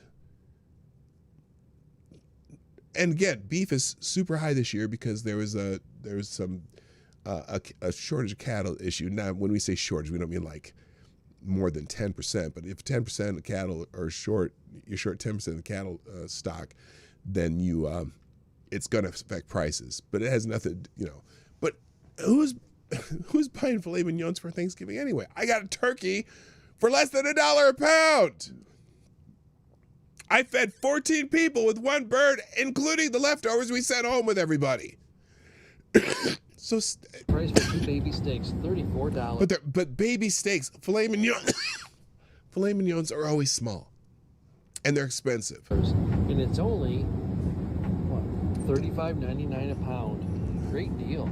Take a little walk through Wegmans. A half-pound filet mignon is always going to be expensive. And see what we can. So anyway, these people are all walking through Wegmans, the most expensive stores in the Northeast, and telling us how much shit costs. All right, I'm done with this topic. Let's go to Gunfox here, who's dropped a few articles. We'll do more topics, then we'll do Q&A, and then we'll go back to more stuff after that. But let's start with this one. Oh yeah, this was already on my list. Where did I have this? Hang on a second. I'm gonna put these next to each other. Where's my little Zelensky story here? Oh, maybe it's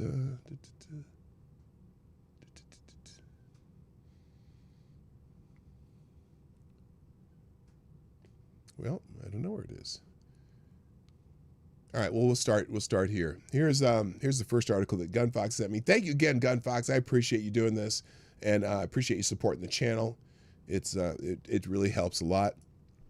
First of all, here's Zelensky's top advisor has resigned because, like many people in the government of Ukraine, he is very corrupt. Yeah, is that him? Is that the big dude right there? Ukrainian President Volodymyr Zelensky has said that his chief of staff, Andriy Yermak, has resigned following an anti-corruption raid on his home.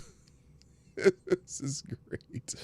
Yermak, a towering figure with enormous political influence, has been Zelensky's closest advisor throughout Russia's full-scale war, but has come under increasing pressure over an escalating scandal, even though he is not accused of any wrongdoing. Well, then why did he resign? Zelensky had recently appointed him to head crucial negotiations with U.S. President Donald Trump, leading a new drive to end the Russia-Ukraine war. In a stark address to the nation outside his presidential offices, Zelensky called for unity, warning we risk losing our everything, ourselves, Ukraine, our future. Oh, I know where it is. It's probably up here. I'm going to move these next to each other just to, where the hell did his name go? Hang on. There it is. No, that's not it. Oh, there it is. Yermak. We're going to put this next to the Yermak topic on X because there's some people already talking about it. Yeah. So anyway, in a stark address to the nation outside the presidential office, Zelensky called for unity, warning we risk losing everything, ourselves, Ukraine, our future. The corruption scandal has rocked Ukraine for weeks, weakening Zelensky's own position and jeopardizing the country's negotiation. Well, probably because well, which mansion did he say this from? I'm just curious. Anyway, well, what was I saying? He was, Ukraine, backed by its European allies, has sought to change the terms of the U.S.-led draft peace plan, originally seen as heavily slanted towards Russia. Early on Friday, Ukraine's two anti-corruption agencies raided Yermak's apartment in Kyiv's government quarters, and the chief of staff on social media that, from my side, there is full cooperation. That's a quote from somebody. I'm grateful for Andriy Andriy that Ukraine's position on the negotiating track was always presented as required. It was always a patriotic position, Ukraine's president said during his video address to Kyiv. Zelensky said that he would start consultation on Saturday on who would replace Yermak as his top advisor. Quote, when all the attention is focused on diplomacy and the defense in a war, sorry, that's my stomach, inner strength is required. Russia wants Ukraine to make mistakes. They seem to have made a mistake. There won't be any mistakes from our side. Our work continues. Our fight continues. We have no right to retreat, to quarrel among ourselves. Anyway, Yermak's departure from Ukraine's leading circle will come as a major blow for Zelensky, and with U.S.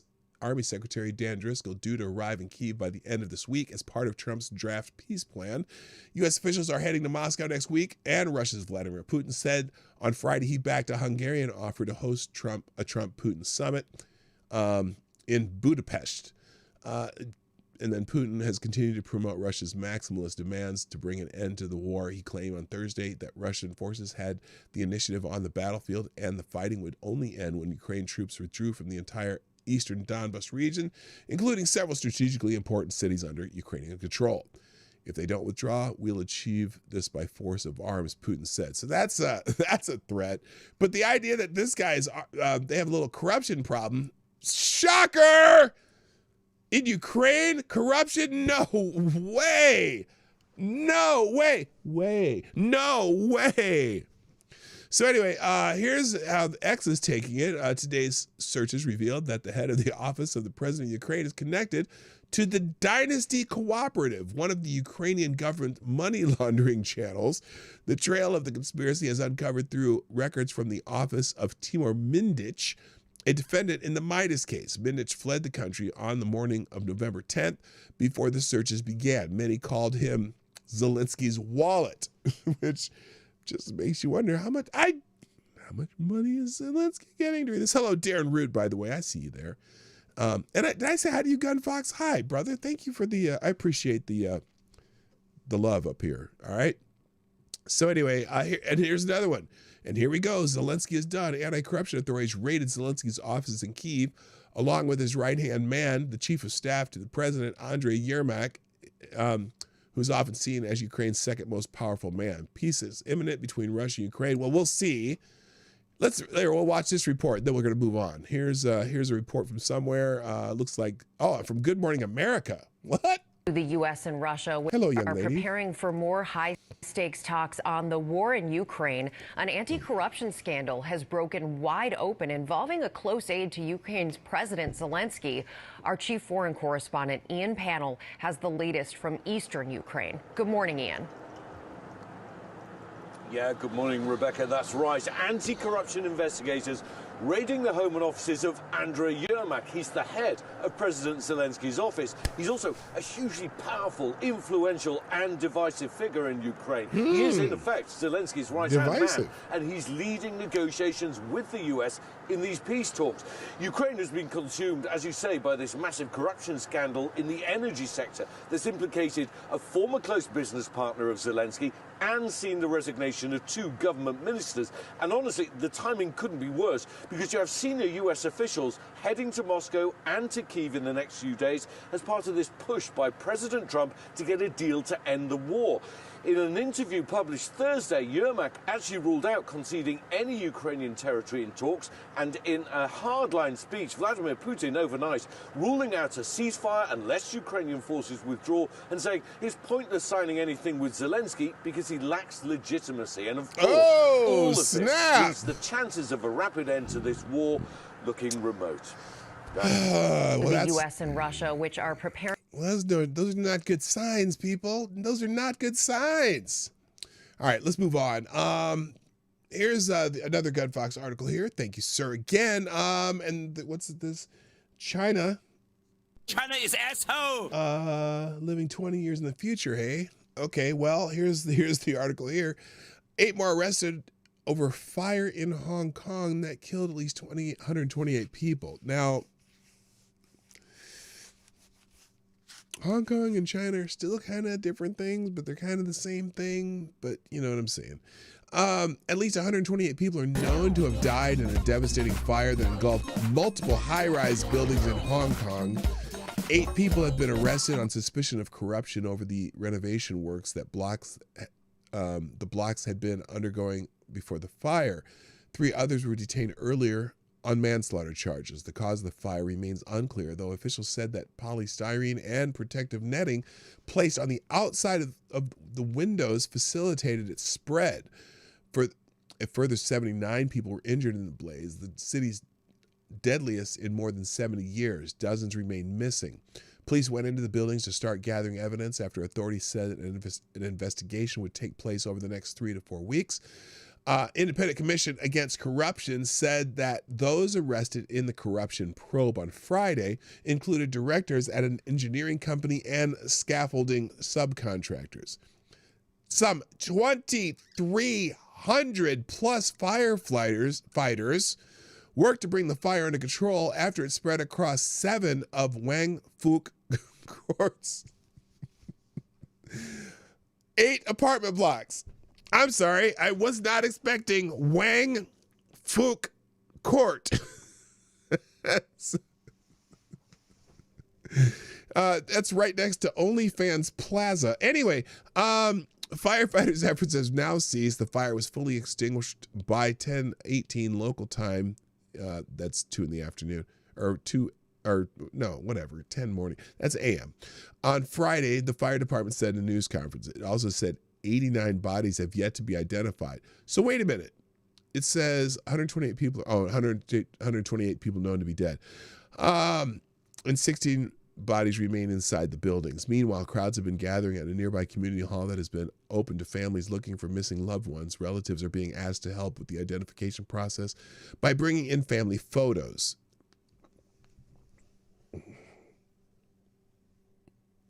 I'm not trying to be harsh here. How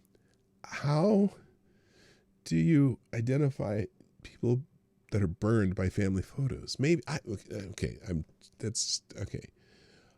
not trying to be insensitive, but it's just a question that immediately popped into my head. So the Hong Kong government has also set up shelters and support centers for displaced residents. Groups of volunteers have been packing and organizing supplies for those affected, including clothing and hygiene products. Blaze started at 14:51 local time on Wednesday, and by 18:22 local time had been upgraded to the most serious category by firefighters. I saw this video of this when it was happening, and it was unbelievable. I mean, these are the buildings in this picture here. In fact, here, let's play this. It's day 3 of this devastating fire here in Hong Kong's Tai Po community. I mean, and as far as we can tell from what we like can 5 see buildings, in the back, 6 the buildings. fire has gone out without any firefighting activities going on at the moment. So we can see some collapse. And they're doing that. They're doing that renovation. They had that the safety netting outside, but the safety netting was apparently catching flames and causing more fire in the buildings. I mean, scaffolding, some bamboos tangling against each other, and also some green mesh still hanging on there. And the investigation that we've been told before by the police is that they would look into whether these materials are fireproof or if they are of substandard. Mortuary vehicles going. And if oh man, if they're not fireproof, like they're supposed to be, but they weren't, or they're substandard, somebody. Ooh, somebody's in trouble. Real quick, thank you again. I'm trying to say this right. Stupidazo. Did you ever tell me what your name in the, not your at name, but the not nat name? Like, what am I supposed to be calling you? Thank you for another $5 super chat. Appreciate that. And then, who says, Budapest was the last place the U.S. and the Russian Federation met and agreed that Ukraine was off limits to both. Clearly, the Russians kept their word. Yeah. You just wonder. But I love Budapest. It's a cool city. It's an interesting mix of them rebuilding all the traditional and old buildings, and there's still old buildings, and then just these nasty Cold War era ugly buildings that the Russians, built. But there's just some beautiful things in Budapest to see, but like during World War II, like half the city was destroyed. So they've done a huge effort to restore a lot of stuff that was originally there before the World War II.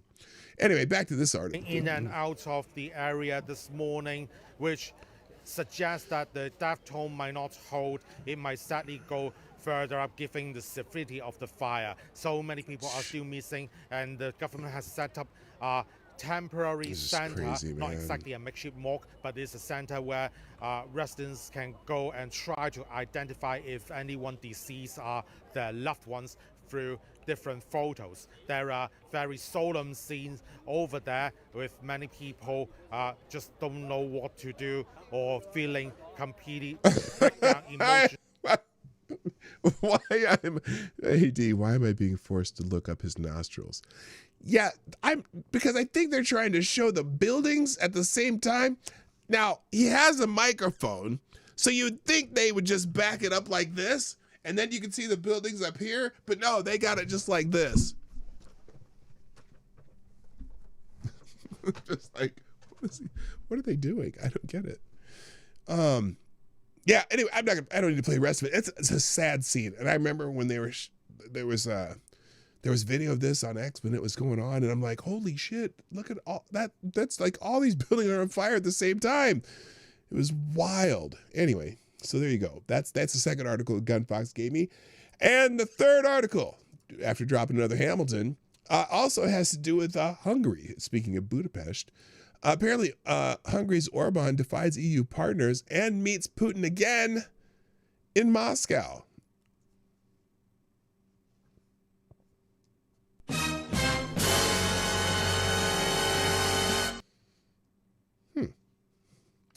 Hungarian Prime Minister Viktor Orban has met President Vladimir Putin in Moscow days before Russia holds talks on the U.S. push to end the war in Ukraine.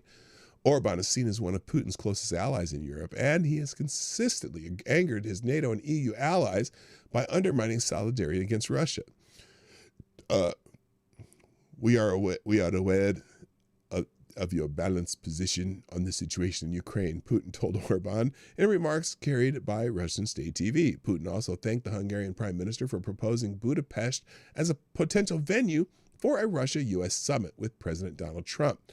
Trump immediately said, "We have good relations with Hungary. You have good relations with Victor. And I do," I'm sorry, I can't do Trump. "And I do too, so I suggest this option. Of course, we happily agreed," Putin said. Oh, that's not Trump who said that. What? Oh, no, Trump did say that, and then Putin, of course, we happily agreed. Anyway, plans for a Budapest peace summit were proposed last month, but it was shelved reportedly because the Russian side has refused to compromise on Putin's maximalist demands to end the war. The Hungarian leaders, Fidesz parties faces parliamentary elections in April. Parliamentary elections. My brain ain't working.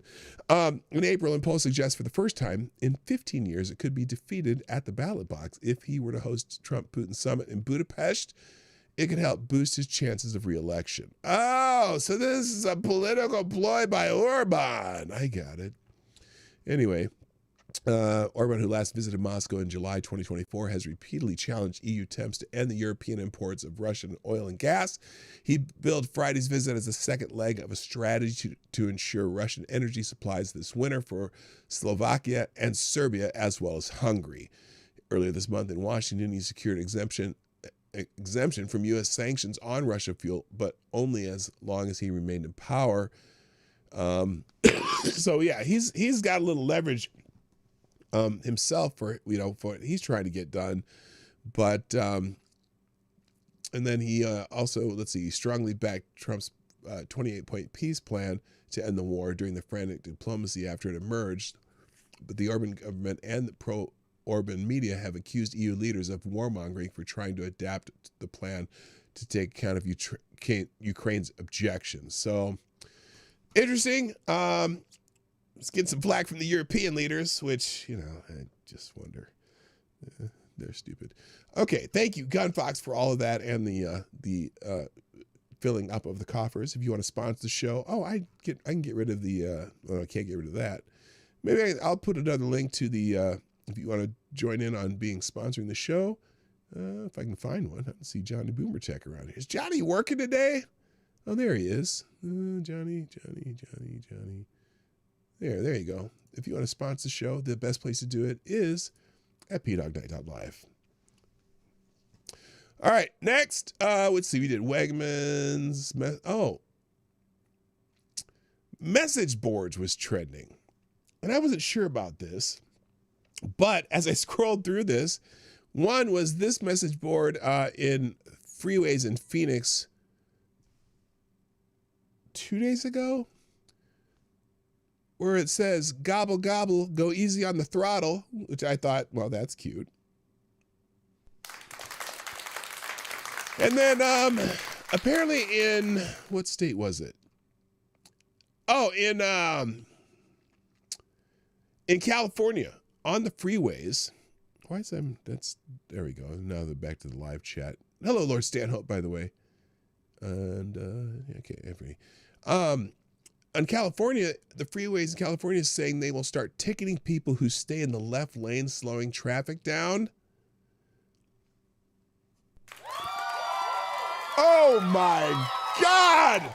It's long overdue. You know they already do that in Texas. So now the reason that this person posted that is because of people like this dipshit called Padres Farm. Now, Padres Farm account probably doesn't have a whole lot of followers. 2,200, that's more than I have. But this is a guy, he put up this, welcome to San Diego, please learn how to drive, San Diego humor, 80 miles plus the left lane, 70 to 80 in this lane, and speed limit if you have to in this lane. To which this idiot replies, I'm driving speed limit in the left lane. I don't care if you honk or are mad. I'm not going faster or moving lanes. You figure it out. Fuck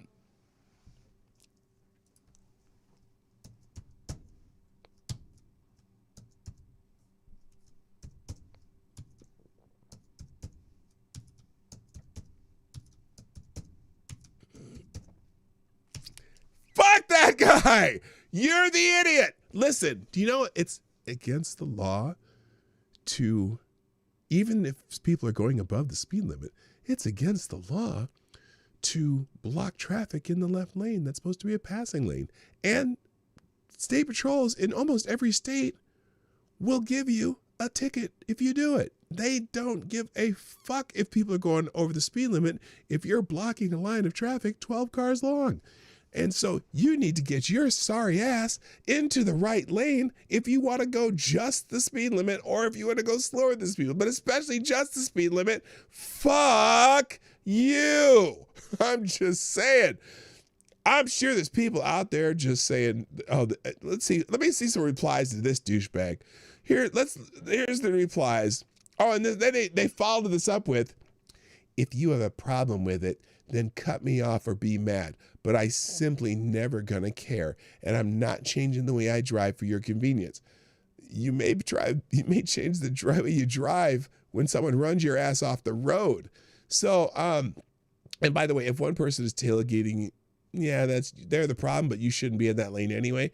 But if a whole line of cars are behind you, then you need to get the fuck out of the way. I don't get how people think the law changes based on what lane you're in. If I'm going slower than the speed limit uphill in a tank I drive, keep right. Otherwise, no one else's business which lane I choose. Yes, it is, because every state says slower traffic, stay to the right. That's the state law in almost every state. God, I hate people who do that shit. Anyway, rant complete. That's all that I'm going to talk. I don't know what else message board meant. I don't care. So, other things trending. Oh, that's that dickhead again. Oh, someone said finally. I just put both that as a separate thing. Let's talk about the news that popped up when I open up X, the main news. And this was funny because I saw this and I didn't even read it because I just stopped listening to Amy Klobuchar post on X. But she posted this the other day. Under President Trump, electricity prices are surging, up 11%, leaving millions behind on their utility bills with past due balances at an all-time high. American families deserve better.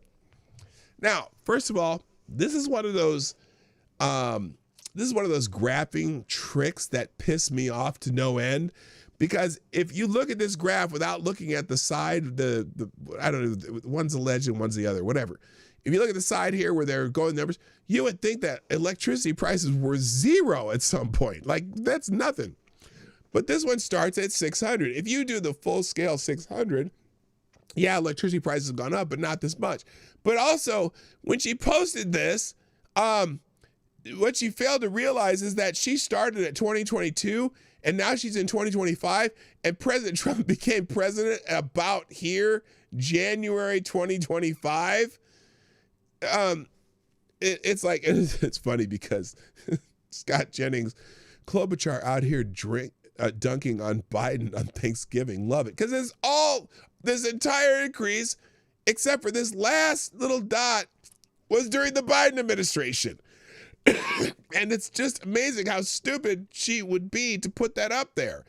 So someone down here, here's an example. Here's what it was. This is how it looks when you look at how much of that was during the Biden administration versus this little last part here, which is now. So she kind of dunked on herself and her former president. And I don't know, let me see if she ever acknowledges that. Probably not, because she just thinks she doesn't, she's just too smart for everybody. But a lot of people pointing out that, who is president 95% of this chart? Yeah, there it is. There's the line. This is when Trump became president. That red line right there. So lots of people giving her shit about that. And in fact, PJ Media put out an entire article about this. Klobuchar humiliated herself and accidentally destroyed Biden. Do you remember when the DNC thought it had a brilliant gotcha moment against Donald Trump and then instead humiliated itself? Oh, that was a classic. What was that one? What was that one? Was that the I Did That. I should probably look at what that was. But anyway, back in July, the Democratic National Committee posted a chart on X showing rising grocery prices, hoping to prove how terrible things supposedly became under Trump. The problem, the chart had actually proved the opposite. It showed prices skyrocketed under Joe Biden. Naturally, the post quickly turned into a viral punchline. Perfect example of how the Democrats tripping over their own dicks. Oh, I'm sorry, their own talking points. Hello, Yonder. Welcome. Oh, it's midnight. Why are you yonder now? Hi, Ms. Wild Wolf. Nice to see you. And Midnight, our young friend. So instead of proving Trump was bad for consumers, the DNC reminded Americans just how brutal the Biden economy was. Predictions of economic catastrophe under Trump never came true, no matter how loudly the Democrats screamed about tariffs and trade wars. Meanwhile, under Biden, everything from gas to groceries crushed the working families. The DNC debacle revealed that something deeper about the party. It wasn't an isolated mistake. It was a symptom of a larger problem. Democrats constantly perform outrage, blame Republicans for everything, and hope no one notices when the facts don't add up. And apparently Amy Klobuchar didn't get the memo. Well, no, she did not, because obviously her chart showing that this all happened under the Biden administration, even though I hate graphs like this, became a self-own for Ms. Senator Klobuchar. So there you go. All right. Okay, now I'll just dump that one. Another one. This is weird. You know how these judges are fucking up left and right. Apparently a judge has dismissed a deadly weapons charge in a Charlotte immigration chase case. Judge, what's his name? Miguel Marti. The judge's name is David Kiesler. This young illegal immigrant, Miguel Martinez, was arrested following a 2-mile pursuit in Charlotte's University City during a U.S. Customs and Border Protection operation targeting undocumented immigrants. I'd stop calling them immigrants. They're not even immigrants. Undocumented migrants. Because immigrant is someone who goes through the process. So they're migrants. Agents released video showing the chase where they pursued his van into oncoming traffic before pinning him down. Magistrate Judge David C. Kessler dismissed the deadly weapon enhancement on November 26, citing insufficient evidence, but upheld the core felony charge of interfering with federal officers. The case continues. Oh, this wasn't the person who was detained. This is, let's see, Progressive North Carolina Magistrate Judge David Keesler has dropped all charges. All charges. Wait, did he drop all charges? And freed Miguel Martinez after he fled federal officials and used his white van in an attempt to ram federal agents trying to escape their pursuit. Oh, so,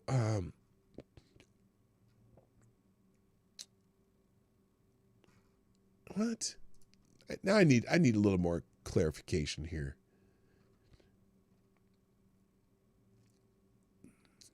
But anyway, we have a crisis in North Carolina when it comes to judges and magistrates and city county governments and the governor's office. Oh, they're all a fucking problem. Sorry, I shouldn't swear when the young ones are here. Anyway, in an infuriating development, activist judge lets free and dismisses charges against Miguel Martinez, who was on video using his vehicle as a weapon against federal immigration agents trying to ram and possibly kill them during the operation. Okay, here's Bukele, the courts now. So he tried to ram agents with his van? Interesting. Why did they let him go in the first place? It just makes no sense. All right, and then the third one, that was the main article here. So did y'all see this thing about Charlie Kirk's OnlyFans subscription? This is the dumbest shit I ever saw. But boy, did people run with it. So apparently this trans person who has an OnlyFans was claiming that Charlie Kirk was subscribed to this trans thing's OnlyFans. Now, the claims originated from a video by performer Joshua A. Kusnick showing a subscriber named Charles James Kirk with a username tied to Kirk's slogan. Active until days before his death at Utah Valley University, skepticism was widespread due to OnlyFans privacy rules. Now, let's just find this idiot. Here's the idiot right here, okay? In a 50-second video. We're going to play the video here because this is pretty fucking stupid. So this is a man cosplaying as a woman. Maybe he likes chicks with dicks. I don't judge. Well, yeah, maybe. But there's a problem. Look at this. Charlie Kirk was subscribed. She's claiming Charlie Kirk. Whatever. Now, before I even show you, look, maybe you can see it, maybe you can't. Hang on. To my spicy site. I know this may come hang on. as a shock. It's not a shock, first of all, because it's bullshit. Charles James Kirk is the name, and the username is @OwnTheLibs1776. Okay. Now, first of all, hello, Lauren. I wish the Trump administration hadn't granted the D.C. shooter asylum in April. You know what? Is that what happened? If you got some information on that, I'd love to see it because I'm curious now. Okay, hang on. Now, wait, let's go back to this. First of all, if Charlie Kirk had a @ name at OnlyFans or one of these things, do you think he'd be using his own name if he was trying to hide it? I don't even know if Charles James Kirk is his actual name or not.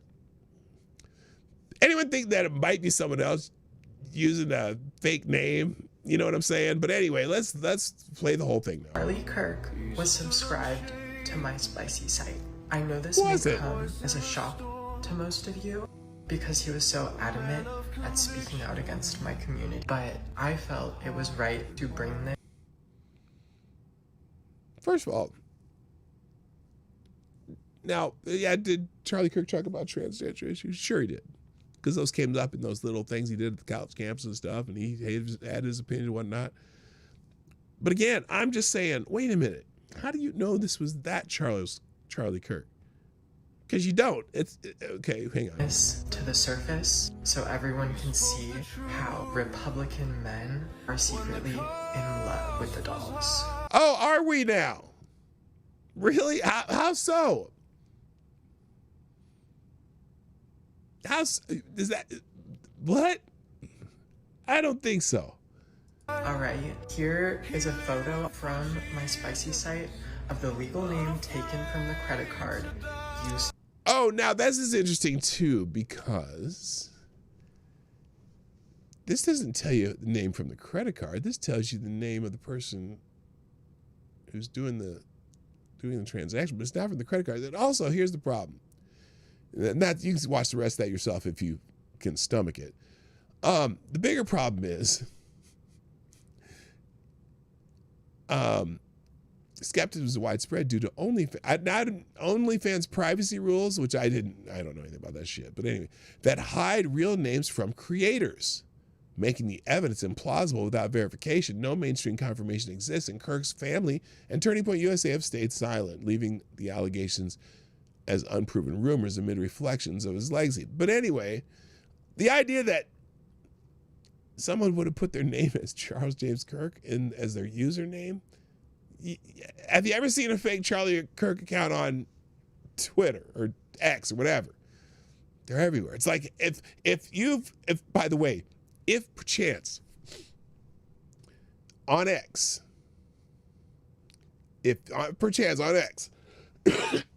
you get followed by someone named Elon Musk, I'm just going to tell you right now, 9 times out of 10, it's not that Elon Musk. Because I have like 7 Elon Musks follow me on X, but none of them are that Elon Musk. I tend to delete them from my followers when they follow me, but I'm not keeping up.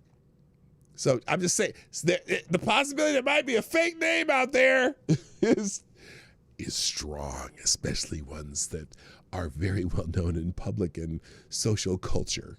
So anyway, but this was a popped up over the weekend, and but the best part about it is there are so many people who are running with it. It's just, it must be true because this transgender woman would never lie. Yeah. So Charlie Kirk used his full government on OnlyFans, or this person is using this for promotion, which sounds more realistic. But this Veronica believes it. The most outspoken anti-trans conservatives are gobbling up the girls. It's real no matter how much y'all try to hide it. Based on what evidence, honey? So that was a big one over the weekend. All right, here's what I'm going to do.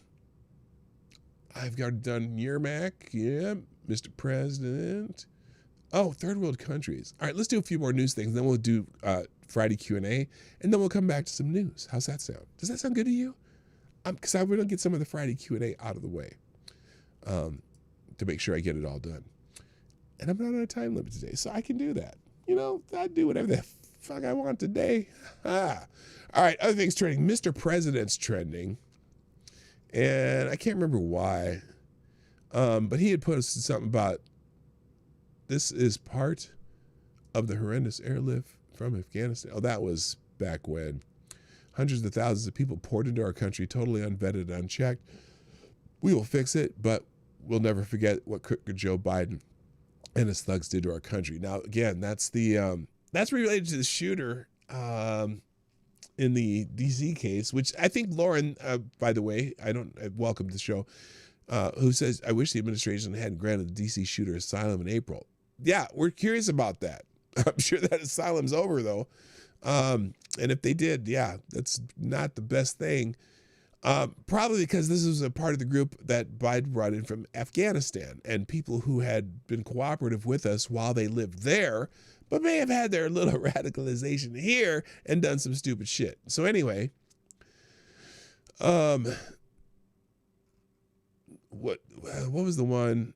Oh, and then someone says, Mr. President, bring back the Muslim immigration ban. So he's talking about how the killer was born in Afghanistan of Afghan parents. The only reason the killer was in America in the first place was because we allowed his family to come here. November 26, 2025, after 2 National Guardsmen were shot in D.C. No, prophetic words from President Donald J. Trump on June 13, 2016, after an Afghan terrorist killed 49 Americans in a nightclub in Orlando. Oh, that was back in 2016 when he said that. So anyway, people are asking about Mr. President.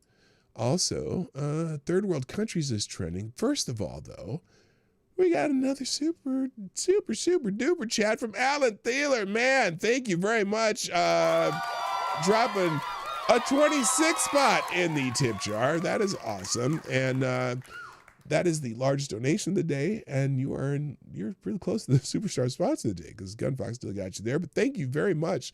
Greatly appreciate it. With a simple message from Alan Thaler. It's a sexy message, so I decided to play some sexy music. By the way, good morning, Alan. And that message is Dawg. That's a sexy $26. Thank you very much. Greatly appreciated.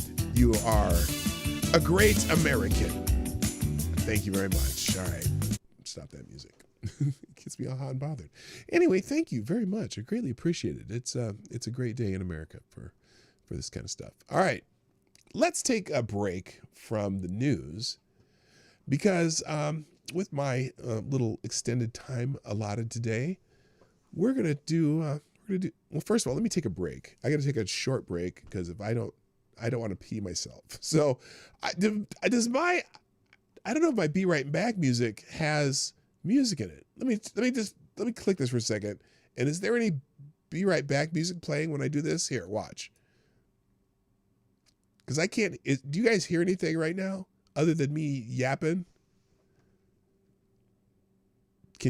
Is it just me talking or do you hear music? Because it doesn't look like I got rid of the Be Right Back music because I used to use my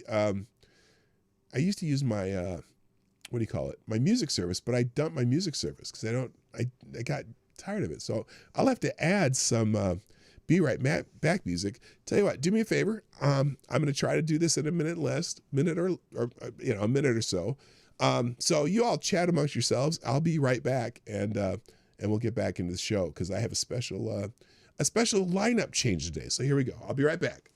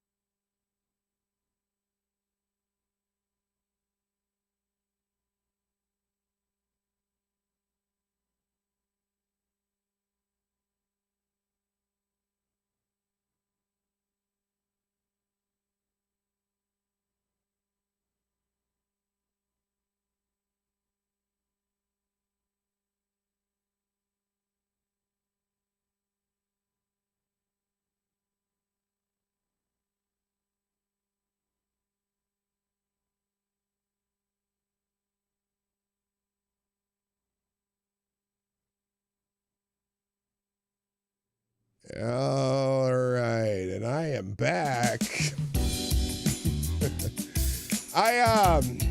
Gosh, I'm so glad we built a bathroom down here because I would hate to have to run up the stairs to do that. I even had time to wash my hands. So I should probably just play the sexy music while I'm gone, but that's okay. Oh, stop that. So, all right. Oh, well, all right. I'm going to take care of this right now because I'm gonna have an extended period where I'm not doing news. So let's go ahead and Gunfox with another Hamilton ready to hijack the show. Thank you again, Gunfox. You are still the Streamlabs Superstar sponsor today. And this Hamilton says the Lord of the News still rolls on. Your request has been denied wholesale. What? What? Okay, here we go. Oh Lord. Well, this is related to what we were just talking about. This is from another piece of news from the BBC. Thank you, Gunfox, for dropping that, Hamilton. Not that BBC. Turn that shit off. Turn it off. Johnny. All right, then. You better stop fucking around. This for the BBC. Afghans in the United States issue a plea to Trump after Washington, D.C. shooting. Okay, here we go. Afghans living in the United States have condemned Wednesday's deeply tragic, deadly shooting attack in Washington, D.C., while stressing that the suspect who moved to the U.S. from Afghanistan 4 years ago does not represent them. In fact, I'm pretty sure they said, fuck that guy. The alleged gunman, 29-year-old Ramanullah Lochinwall, entered America under a program that offered a special immigration protections to Afghans who worked with the U.S. in the wake of its troop withdrawal from Afghanistan in 2021. National Guard member Sarah Beckstrom, 20, was killed in Wednesday's shooting, and colleague Andrew Wolf, 24, is said to be fighting for his life.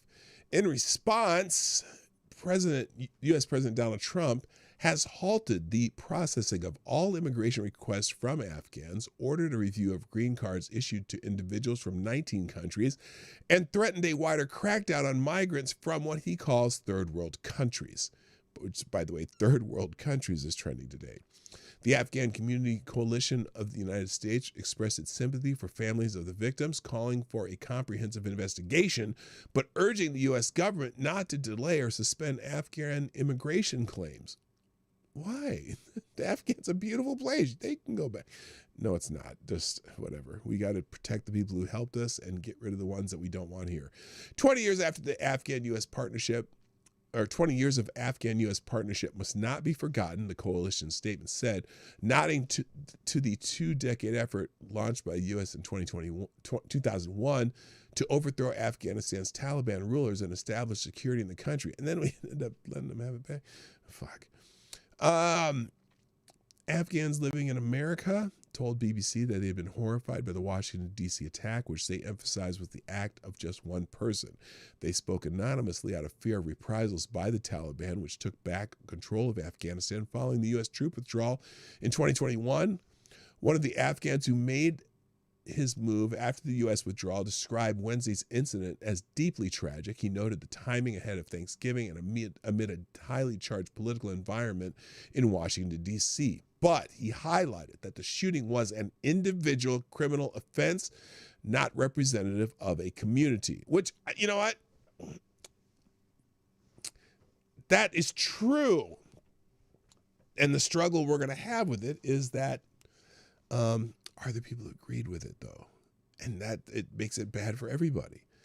Thousands of Afghans scrambled to escape the country in 2021, many via Kabul as U.S. withdrew its troops and the Taliban swept in. The suspect, Lochinwall, is said by U.S. officials to have had a relationship with the U.S. forces in Afghanistan while they were stationed there.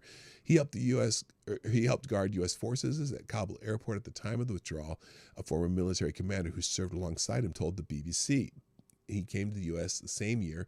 He applied for asylum in 2024, and his application was granted earlier this year, an official told the BBC partner CBS News. Now, so that's where you said, that's where Lauren was saying that wish he wouldn't have let him in, or wish the Trump administration had granted the D.C. shooter asylum in April. Look, his asylum process started in, what year did they say? They said it started here somewhere in 2024, right? Applied for asylum in 2024. His application was granted earlier this year. Look, the cogs in the wheel that do all this process of immigration, Lauren, I'll tell you this. They're all the same people. And so it's not necessarily Trump granted him asylum. The Trump administration didn't grant him asylum. The American asylum system did. And that system had been working on this case for over a year. And unfortunately, we can't just... I'd love to kick them out and said, nope, cut it off right now, right? But then who would be howling if they had done that too? So you want to blame it on Trump, or you want to blame it on just how our system works? Which is interesting. But I appreciate that, by the way. Conservatives won't rest until Democrats. I'm going reading. I'm glad you're participating today. Conservatives won't rest until Democrats or James Comey are put on trial. Someone has to pay for the fact that a jury found Trump guilty of felonies and another found him liable for sexual abuse. Oh, can you explain the felonies, Lauren? Let's have a chat about that when I'm done with this article. Hello, Midnight in Exile. I want you to explain what the felonies were. Do you know? I mean, can you be specific if you know? I'm curious. And if you know how they got to that, and better yet, if you can explain to me why they will be overturned. I bet, because they're going to be overturned in the appeals. If you heard the appeals, they stopped that process for a little bit. Okay, you came here to troll. That's cool. I like it, though. I'm glad you're here. I hope you come more often. I'm here every Monday through Friday, usually earlier than this, but I hope you get a chance to come join me. So we'll come to that. Anyway, back to this. He applied for asylum in 2024, granted this year. Another Afghan who's moved from the U.S. following the country's withdrawal from Afghanistan 4 years ago, labeled Wednesday's shooting as really shocking. He said he was praying for the families of the victims.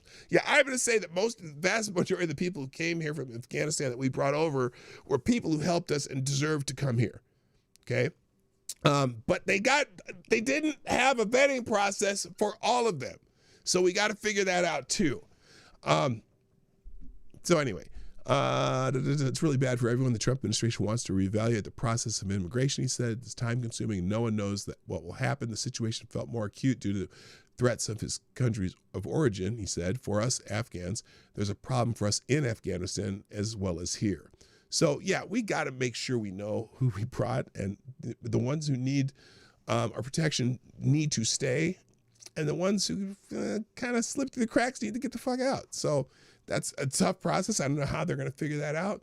But clearly the process wasn't fixed in the first 3 months of the president's presidency.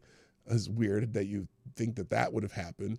That's like blaming Trump for the skyrocketing costs. Did you see that? Were you here when I did the Amy Klobuchar bit here? Were you paying attention there? When Amy Klobuchar tried to put this out here? This is kind of like what they did with inflation, Lauren. So with inflation, they did, oh yeah, look, the prices, here, let me find that cell phone. Because they did it before when they were talking about how, well, where's the graphic? Do they even have the graphic on here? No, they kind of don't. Oh yeah, right here. When the Democrats posted this little ditty, it was hilarious. Okay, team that bought this is U.S. grocery prices reached record highs in 2025, and they're showing a graph from 2024, which is who was president in 2024, except for this little sliver right here. Like oh, you can't see it. Here, hang on. There we go. Remember this graph? Record prices record highs in 2025. The only part of 2025 was this little sliver right here. All of the rest of this was during the Biden administration. Oh yeah, that's beautiful. So anyway, I love dealing with people who came here to troll, though. The economy is tanking. 153,000 layoffs in October. Oh, you mean during the government shutdown that the Democrats forced on us? Is that what you're talking about? Oh, my God. Oh, my gosh. Look, one thing I'm going to let you know, because you may not have been here before. I I used to work in finance. And so I spent a large part of my time watching economic indicators. Don't get too excited yet. Okay. There's between revisions and bounce back. You'll probably be hearing some different stuff in a couple months. Now, the only problem we do have is that little debt thing that we got going on, which I've been wary of since the early 90s because I'm kind of old. But don't get too excited about 1 month of numbers. Just saying. And also, when you don't understand, when you factor in labor participation rate, like so, for example, if the unemployment rate goes up slightly, oftentimes that can be based on the fact that the labor participation rate has gone up and also the number of people applying for jobs has gone up. Because for some reason, during the Obama administration, they changed how they calculated the unemployment rate, which was favorable to them for a while. But then you realize when the labor participation rate was dropping, it wasn't having the effects that it normally has on the economy. And you're like, oh, well, anyway. But yeah, no, we've had a pretty, and also, by the way, when you start talking about stuff like that too, you got to realize too that we're nearly at full 4% is kind of nearly full employment with consideration. So, little tiny fluctuations right now don't mean a whole lot. Now, if you start seeing things getting up in 8, 9, 10% like they were during COVID and whatnot, or when some of these states wouldn't reopen their businesses, wouldn't let you go see grandma at the hospital and shit. But without a crisis, because Democrats never let a crisis go to waste, then I'll start worrying. But as someone who's followed economic numbers for a good part of my career when I was still working in that career, I'm not 100% worried yet. And the fact that I got my turkey for 98 cents a pound this year made me really happy. So yeah, there's things we got to worry about, but that's, whatever. All right. Let's go back to the important part right now. And Lauren, I would love you to ask me a Q&A question though, because I like it when new people ask me Q&A, because right now I'm pretty much it's all, well, there's 3 people in there somewhere. All right, ladies and gentlemen, I'm doing this late because my show's late. Today, ladies and gentlemen, it's time. That time of the week that we all look forward to.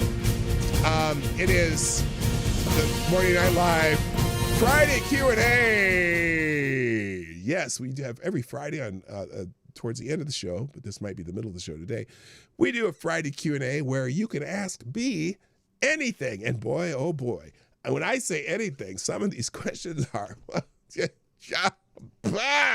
just insane. But well, I wouldn't say insane. No, insane. Some of the questions are insane, but they're funny. And sometimes I have a sense of humor and sometimes I don't. We'll figure it out today if that is the truth. But it is Friday Q&A. Today's first question comes from none other than our friend, Lord Stanhope. Has the first question of the day. I'll even give you a bell for that. The first question of the day on Friday Q&A from Lord Stanhope is, did you have a happy Thanksgiving? Oh, yes, absolutely. The only thing I missed, my son-in-law had to work. My son and my daughter-in-law, my son and his wife, couldn't make it to the Twin City this year. But yes, we had a wonderful Thanksgiving. The only downside is my dog's not doing well, but he seems to be okay right now. So we'll monitor that. But Thanksgiving itself was wonderful. I cooked so much food and we ate so much food and I sent food home with everybody. It was lovely. Lord Stanhope, also the second question says, if you could, Here we go. I should have music during this, like just a light music in the background, because that would make it more interesting, wouldn't it? Okay, maybe not. I don't know. He said, Lord Stanhope asked, if you could taste colors, what would be the things you could never look at again? If you could taste colors, what would be the things you could never look at again? I would never check my poop in the toilet again. Because that would...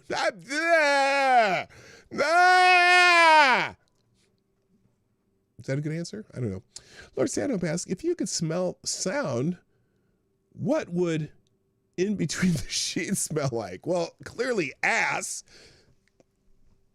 No. Wait, in between the sheets. Well, or wait.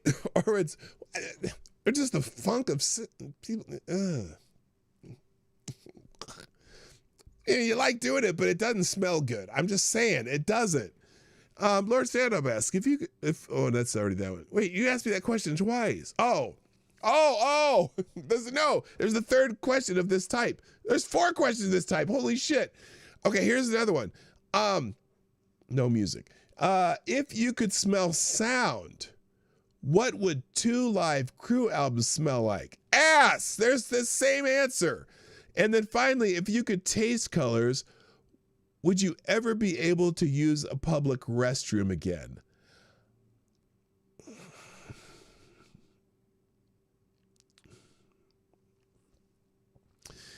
Yeah, but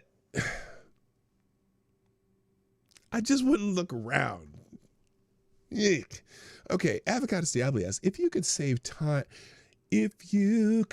time in a bottle and somebody drank it, would it age them by however much time was in it, or would it add that amount of time to their life? Oh, that's a great fucking question. Holy shit. Let me read that again, because that's deep. Because I was so busy singing. Who sang Time in a Bottle? That wasn't Harry Chapin. Siri. Is that Jim Croce? Siri. God damn it. Siri. Siri. Who sang the song Time in a Bottle? Was that Jim Croce? I think it was Jim Croce. Yeah, it was Jim Croce. You know what? I was just a kid. Siri, what year did the song Time in a Bottle come? Siri.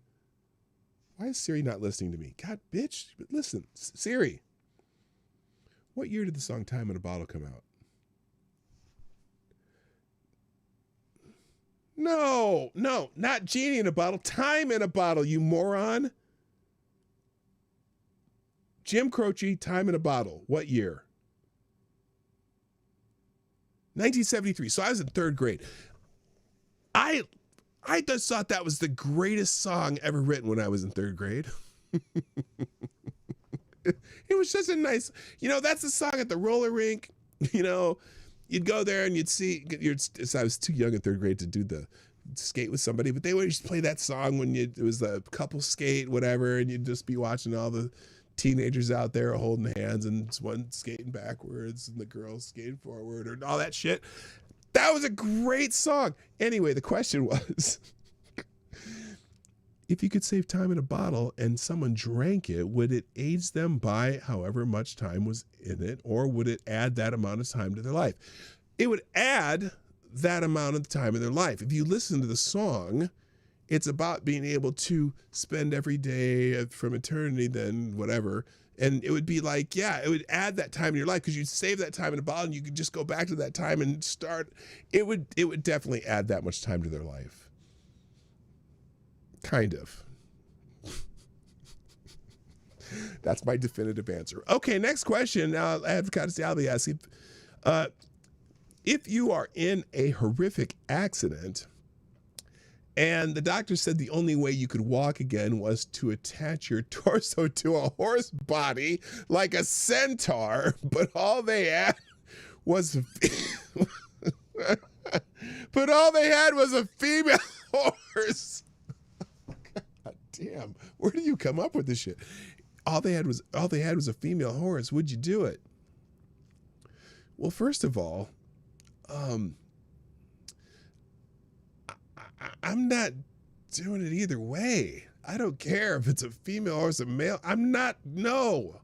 No, I don't want to live my life like a centaur. No, sorry. He'd be mad his arms don't reach. Oh my God. Oh my God. No, I should not listen to hopefully shit. Yeah, no, I'm not doing it. And then Avocado oddly asked, morning Somnambule Nation. Oh, you were in the wrong chat. And then he asked, did I just do that again? Well, yes, you did.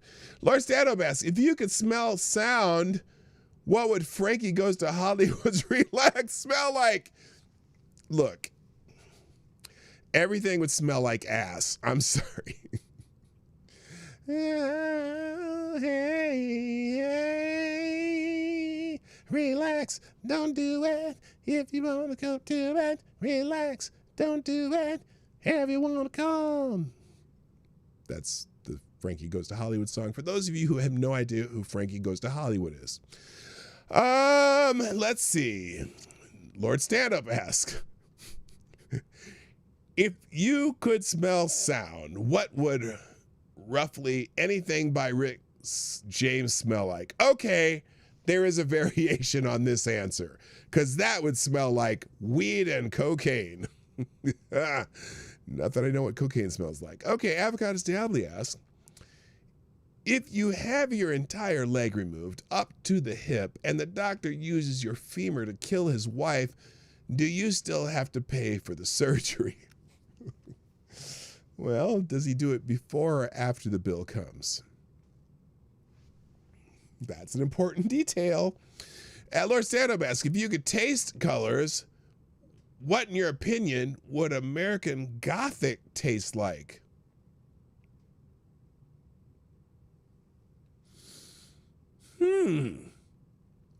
Maybe it would taste like straw from the barn. Maybe that's the first thing I could think of. Anyway, wasn't the guitar player from Sisters of Mercy in Frankie Goes to Hollywood? I'm not sure. All right. Avocados Diablo asks, for revenge, is kidnapping someone, blinding them, deafening them, cutting out their tongue, paralyzing them from the neck down, removing all of their toes and fingers, and leaving them to live going too far?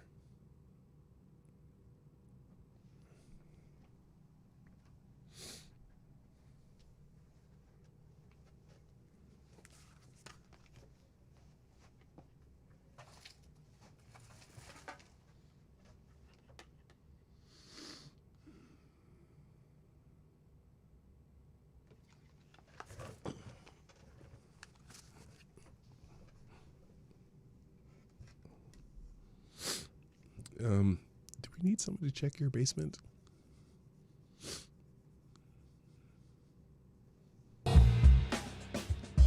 You're making me nervous.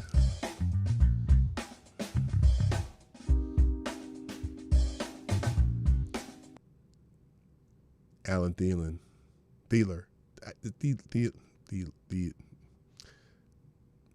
Alan. Dropping another 26 in the tip jar. Alan Thieler, you are the new Streamlabs Superstar sponsor of the day. My goodness. Thank you, Alan, with a 52 total. Thank you, sir. Y'all are being just y'all are warming my heart today.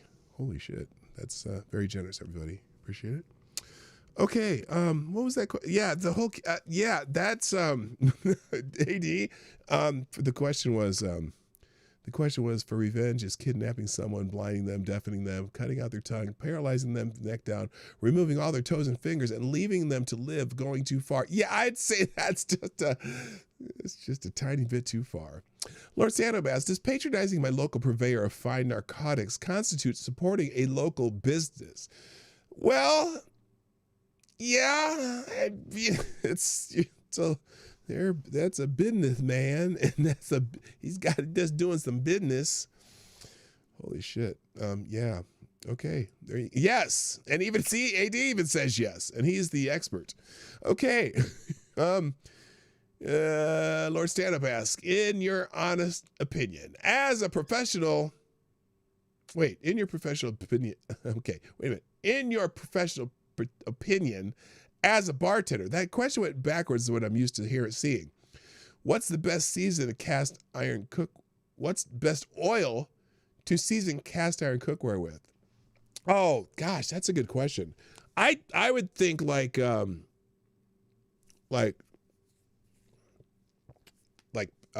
bacon grease or beef, like natural animal fat, some source, beef tallow or bacon grease or something like that. That's my go-to. I used to save bacon grease and use it for cooking. So yeah, for seasoning a cast iron skillet, definitely use some kind of natural,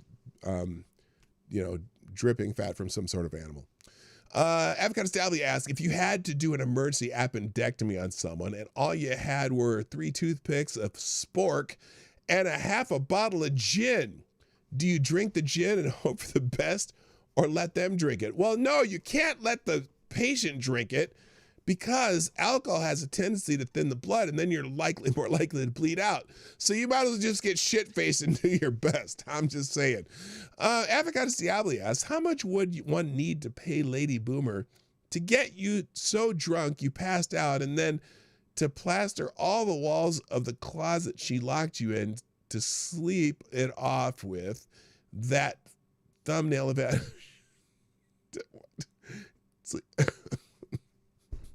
With that thumbnail of Adam Schiff.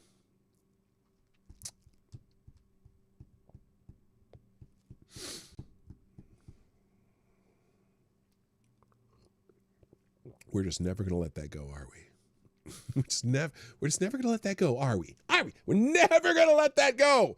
I don't know you'd even have to pay her because she would probably think it was funny too. Lord Stanhope asks, if you could taste colors, what would you imagine the temptation of St. Anthony by Bosch would taste like? I am not familiar with that. The what is it? Hang on. Let's look that up. The temptation, not like, no, you wanna leave me. Not those temptations. The temptation of what? Of the temptation of St. Anthony. Where's the question? Where to go? Oh, am I getting in trouble for even looking at this?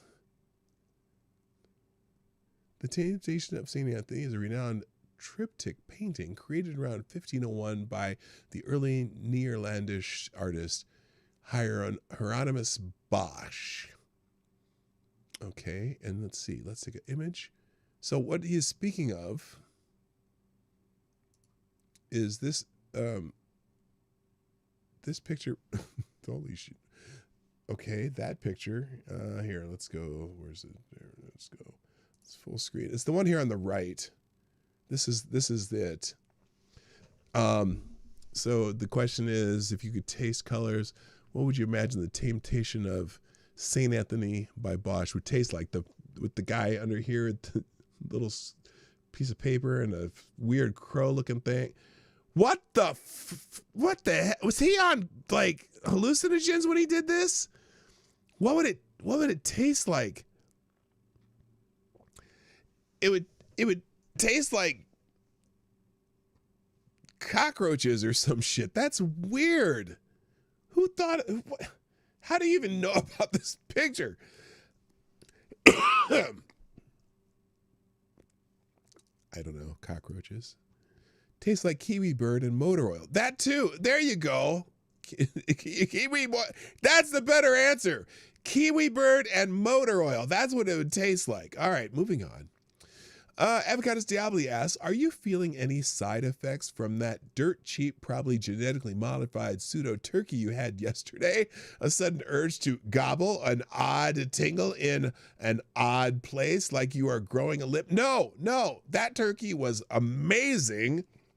Mostly because I cooked it, because I'm really good at cooking turkey. So one of my tricks that new tricks that I do, you know how when you cook a turkey in a pan, even if you got one of those raised pans, it always happens. You cook this turkey and the the breast of the turkey get all nice, the top gets all nice and brown, and then you go to cut the underside and the thighs and legs are like all white underneath and not even done. Well, there's a trick you can do to avoid that. What you do is you cook the bird upside down for at least 1/3 of the cooking time. So you end up browning the bottom and sealing that first, even more so. And the other thing I do is I start my oven at 500 degrees. The first 45 minutes to an hour, you put it at 500 degrees, and then you turn it down to 325 and do the rest of the cooking. But anyway, do it upside down, and 1/3 of the way through, then you flip the bird back over in the pan, and the entire bird gets finished at the same time. So, but anyway, no. Now, if I do grow another limb, though, that's going to take 6 to 8 weeks. So we'll ask me the same question in 6 to 8 weeks, and then we'll let you know if I've got any new appendages happening. Lord Stanhope asks, if you could smell sound, what would Brian Johnson era AC/DC smell like? Sweat and Old Spice. Absolutely. Select Boy asks, what was the worst kind of turkey you've ever had on Thanksgiving?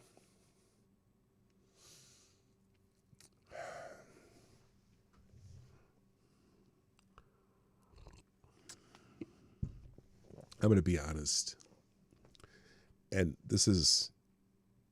I love my mom. My mom was not a great cook.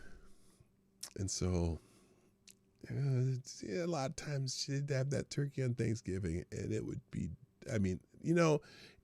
it's like, you ever watch Christmas Vacation? And he's trying to eat the turkey and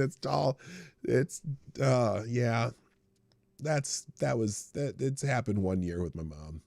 It was just so dry and nasty, but I love my mom. She was good shit.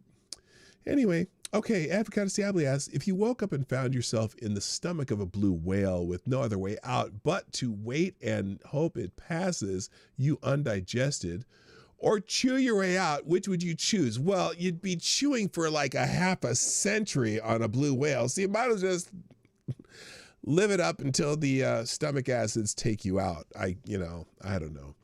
All right. Lord Stan, there's a lot of, if you could taste colors or smell, air questions from Lord Stanhope today. If you could taste colors, what would the Garden of Earthly Delights taste like? That's an art piece too, right? Let's look that one up. The Garden of Earthly Delights.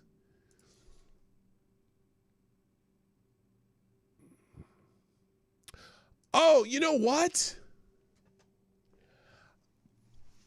Okay. Bosch is from Spain, right? I saw this painting in the National Gallery of Spain in Madrid. Here it is. This is this one on the right here. I'll see if it'll pop it out in the middle. Here we go. This is it. There's a whole Bosch. He's Dutch. The cryptic's in Spain. Yeah. This is in the, what's it called? The, I can't remember the name of the gallery. We went to this art museum that had several of these Bosch paintings, and we learned about him while we were there. And it's, he does a lot of these. And why is that not showing up? Oh, I see. It's showing in a different window. Hang on. You can't see it.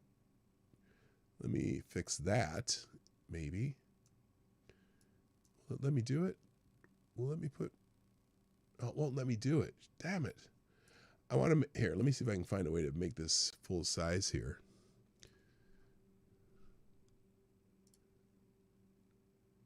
It may allow me. Let's see. There we go.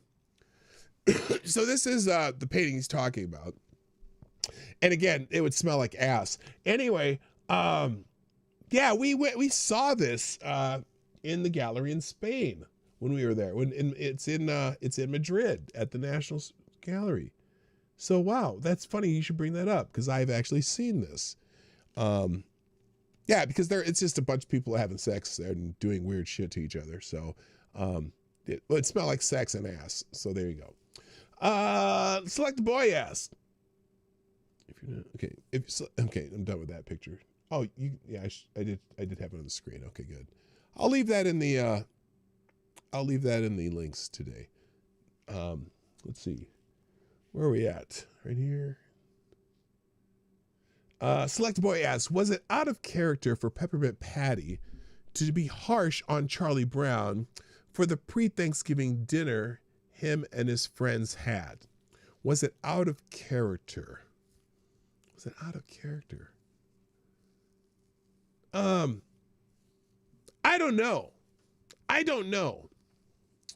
But if anyone were writing Peppermint Patty today, she'd be trans. So I don't know if that helps. That has anything to do with the question, but yeah. Lord Sandobas, would you accept my deepest heartfelt condolences on the imminent loss of your doggo, your most cherished and loyal companion? Well, thank you. I appreciate that. Yeah, we're not sure. We'll see how he's doing.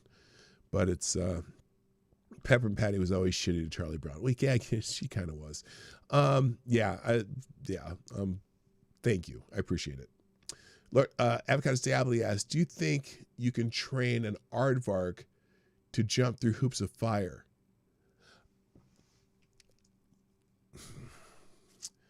So aardvarks are mammals. I don't know if aardvarks can jump though. So if they can jump, you can train most mammals to do things. And if they can jump, you could train it to jump through a hoop of fire. Now, granted, I don't know how long it would take to train an aardvark to do that, but I think you could do it. Lord Sandobas, if you could smell sound, who would smell better? Aretha Franklin, Attack James. I don't know who Attack James is. Is that supposed to be Rick James? Or Billie Holiday? Oh, Billie Holiday would smell the best of anybody. Yeah, yeah. So if you could smell sound, Billie Holiday. Attack James. Who the fuck's Attack James? Okay, you got me looking up a lot of shit today. Attack James. Is this someone I should know?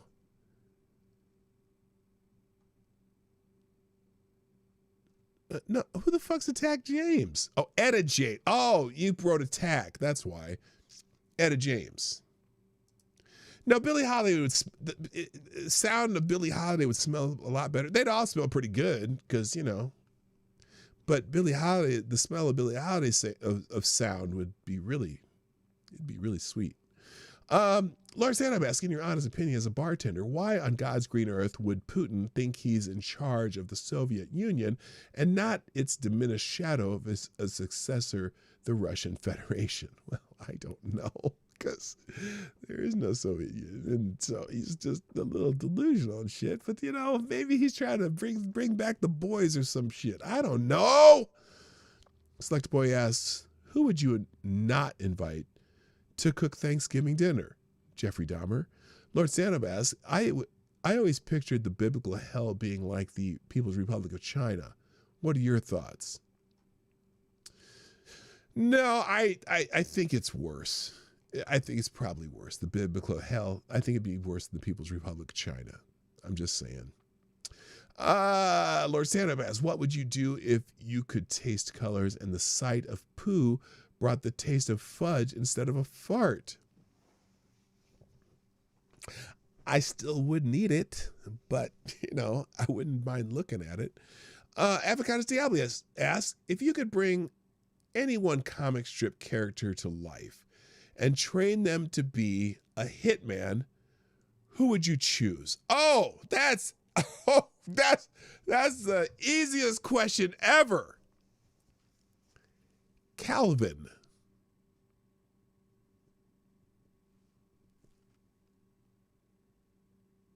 Calvin. Oh, look, Somnambule Nation, you and I are on the same page.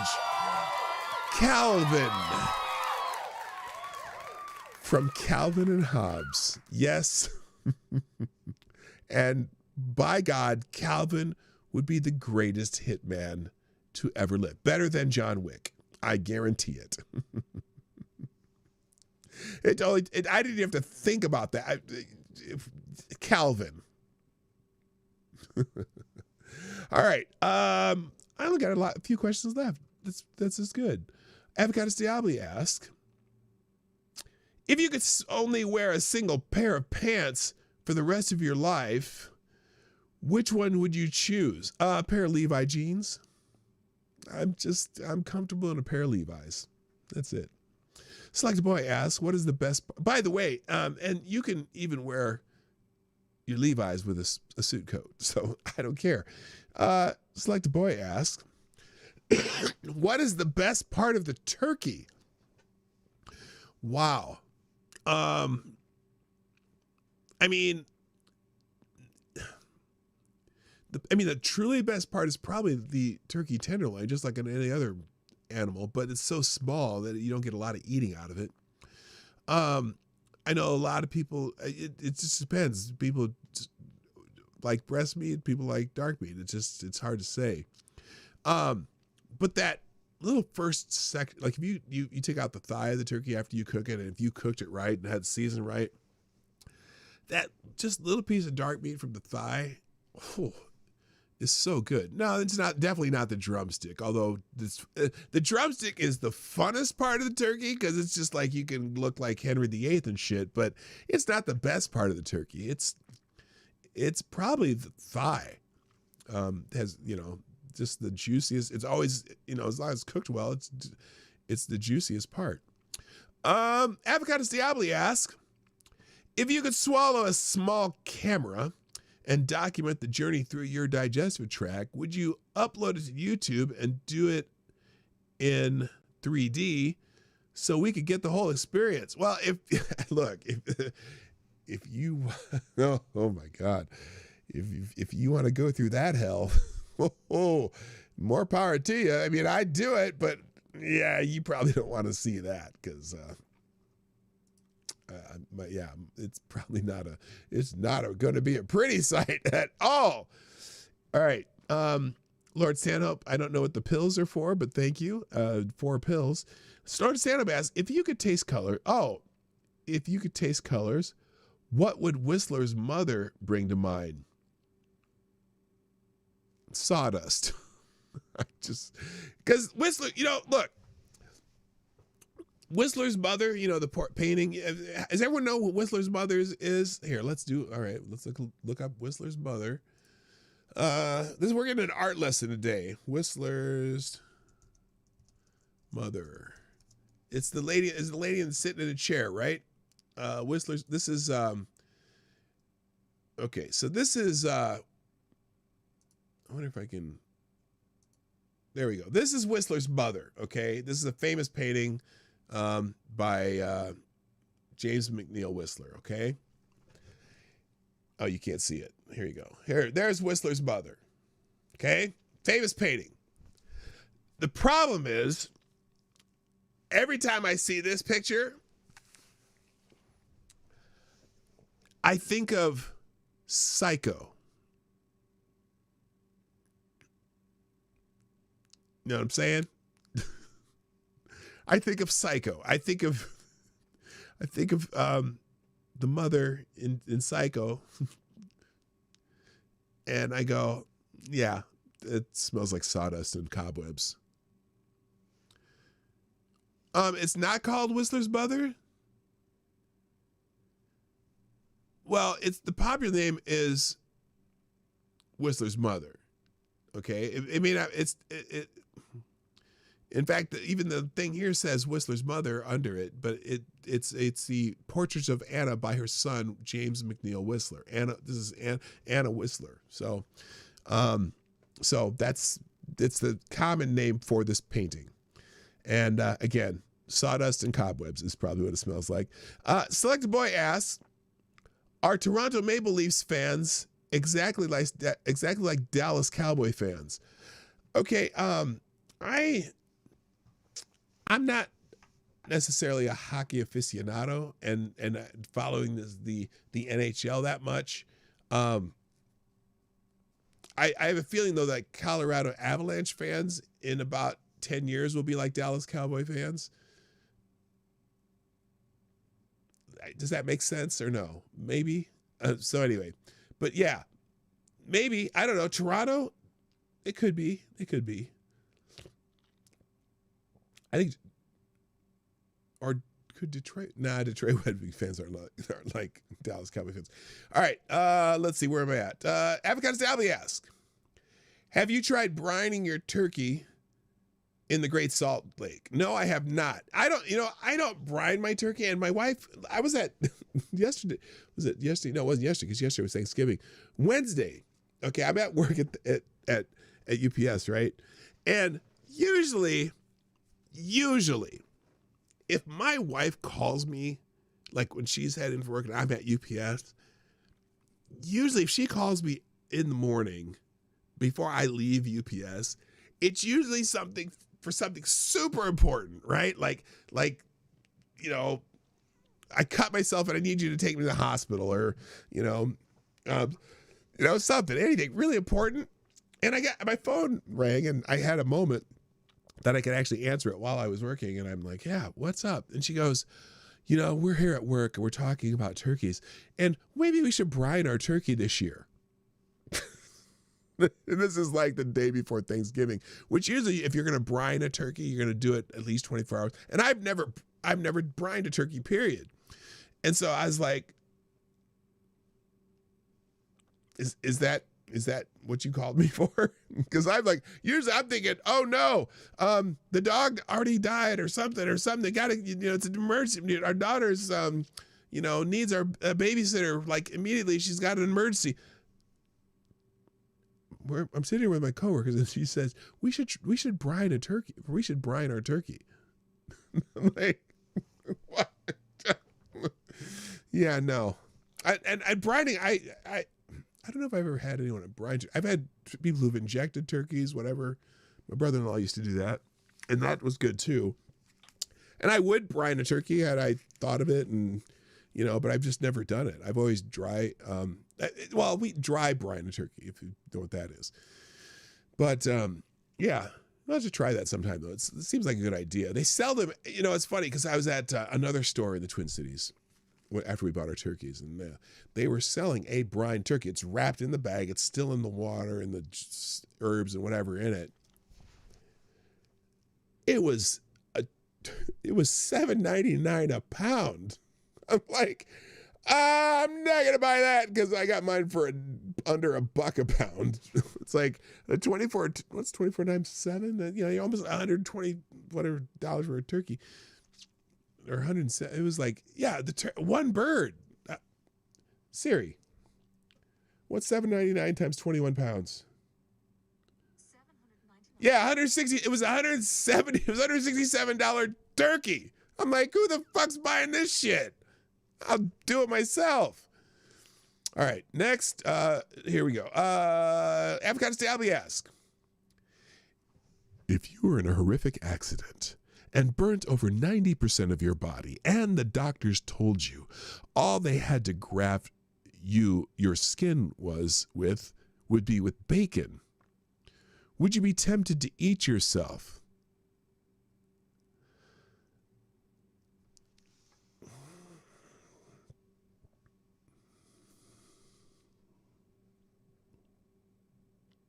God damn it. Yes, I would. God damn it. No. I mean, yeah. Oh, good Lord. Good Lord. Good Lord. All right. Avocado Stabby asks, if you could taste colors.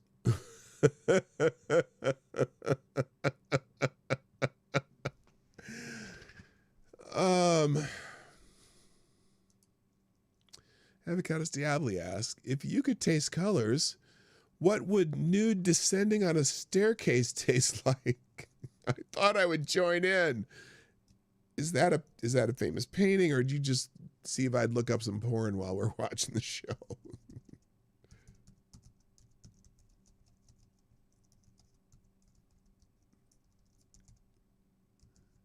obviously, this is for research purposes only. Oh yeah, that is actually a. Oh, there's number 1 and number 2. Nude stand descending on a staircase, number 2, by Marcel Duchamp.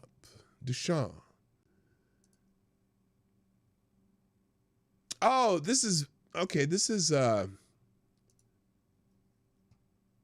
abstract. Here, I can actually show this too. This is Nude Descending on a Staircase by Duchamp.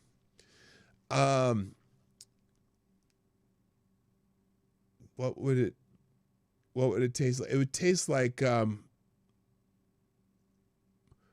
motor oil and mineral chips.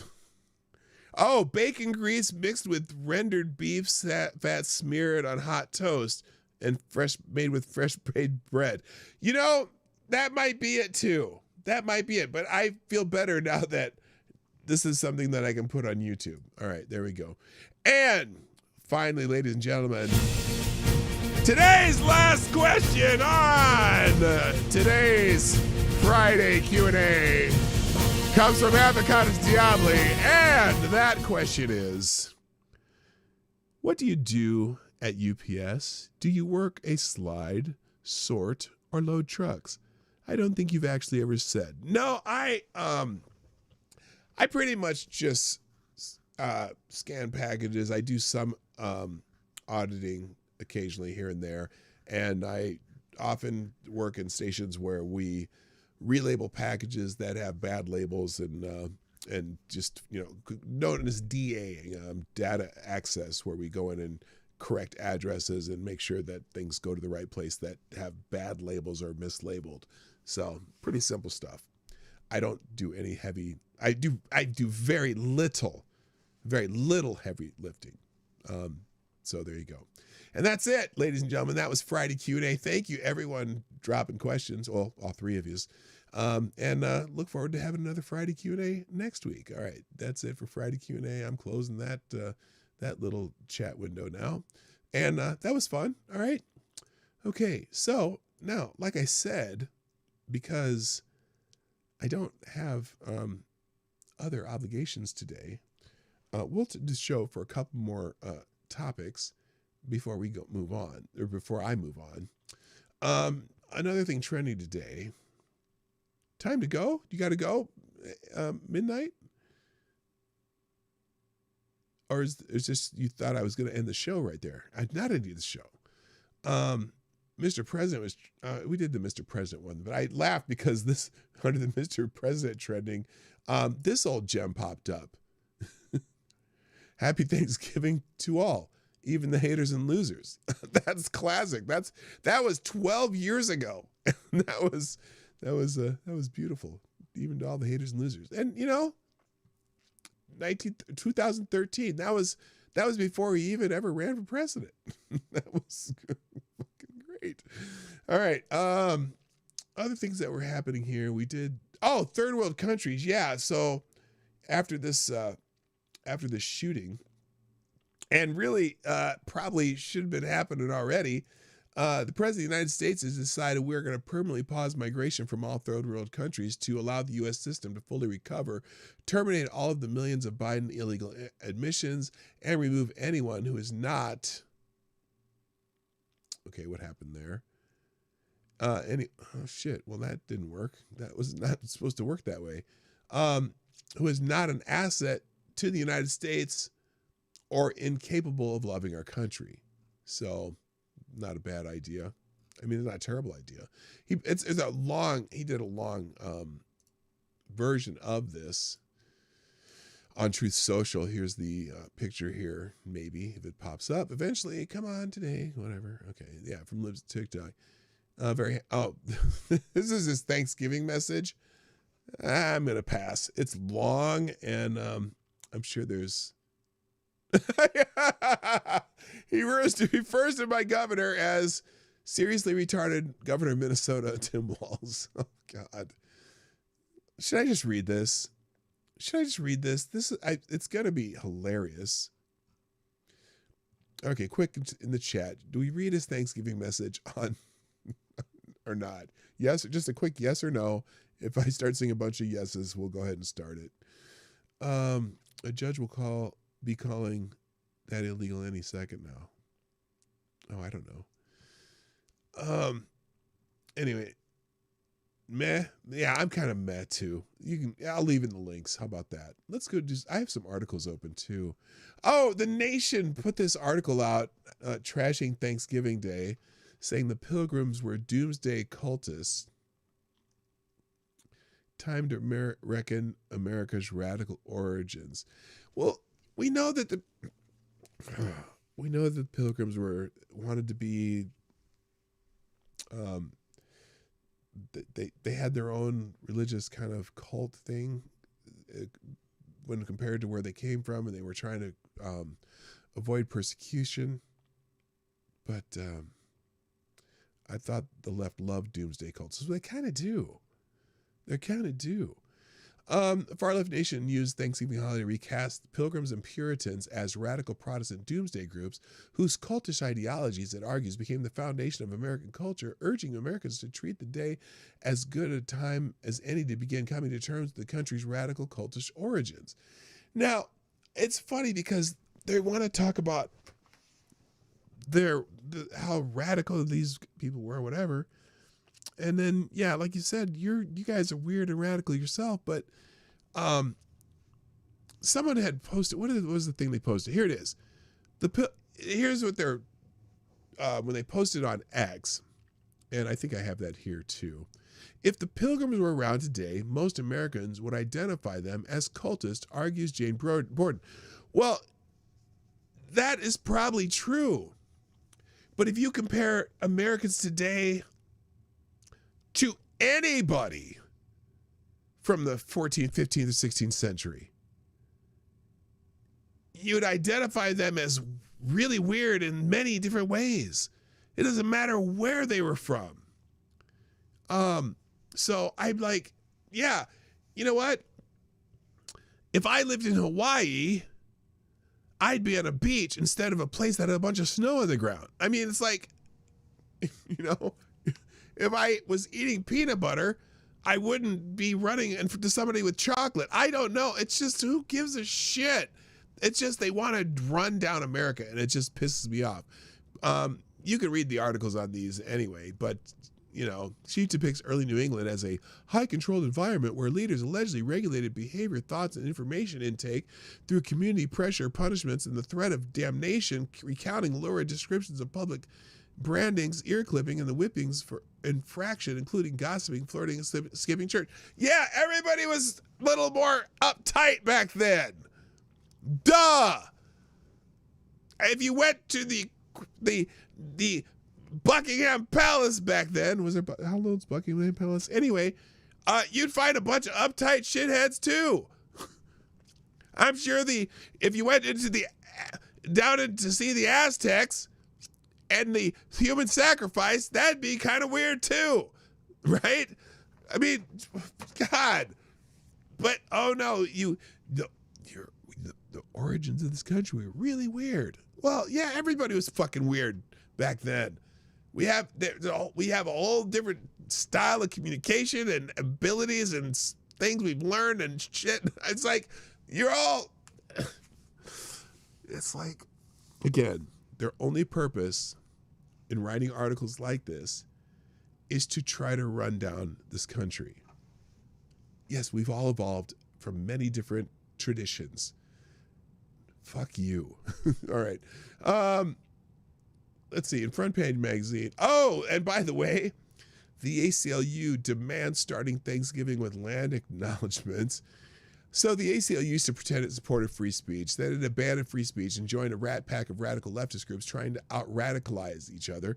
This means commemorating Thanksgiving by, according to the ACLU, beginning with a land acknowledgement.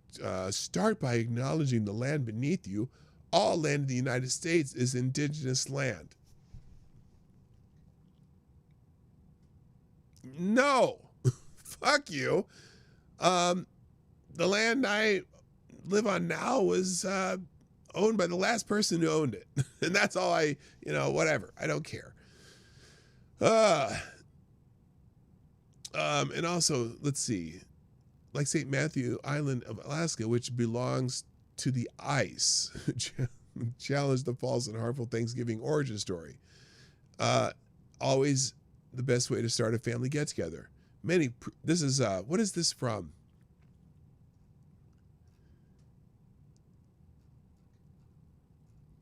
Also, here's the way they want you to start your family get-together. Many foods prepared for Thanksgiving are indigenous foods: squash, corn, beans, pumpkins, and more. When Native people were violently removed from their land by white settlers, many indigenous food traditions were lost. The forced displacement of indigenous people was and still is a deliberate attempt to sever indigenous people from their traditional ways of living, including food production and ceremony. However, many indigenous-led movements are actively working to restore ancestral food practices. Native American people around the country have been reclaiming traditional foods, decolonizing their diets, and relearning how to use food as medicine to keep cultural food practices alive for generations to come. Well, if they're using food as medicine, I hope they have some really good nutritionists in their groups that can make sure they combine foods the correct ways as their medicine, because sometimes you just need fucking medicine. I'm just saying. So someone says, I didn't realize Indians invented pumpkins or that eating food gives you perpetual rights over it. I remember when the ACLU at least pretended to be reality-based. So that's the end of that article. Let's see. In Washington Free Beacon, socialism comes to Congress. 98 House Democrats vote against measure to condemn the far-left ideology. So they had this resolution in the House that passed, but 98 Democrats on Friday voted against a resolution denouncing the horrors of socialism. That came just hours before President Trump met with socialist New York City Mayor Zohran Mamdani. I said it correctly there, wild old liberal fucking, what's the word? When someone's, scolds. The resolution passed 285 to 98 with only 86 Democrats voting in favor. 2 Democrats voted present. No Republicans opposed the resolution. Well, and look, that's one of those, oh, look what we did resolutions that don't mean shit anyway, but yeah, fuck socialism as a political ideology. Cook County in Illinois makes guaranteed basic income program permanent. Now, I did not know Cook County, Illinois had guaranteed basic income, but let's see what this is about. Even national, okay, yeah, right.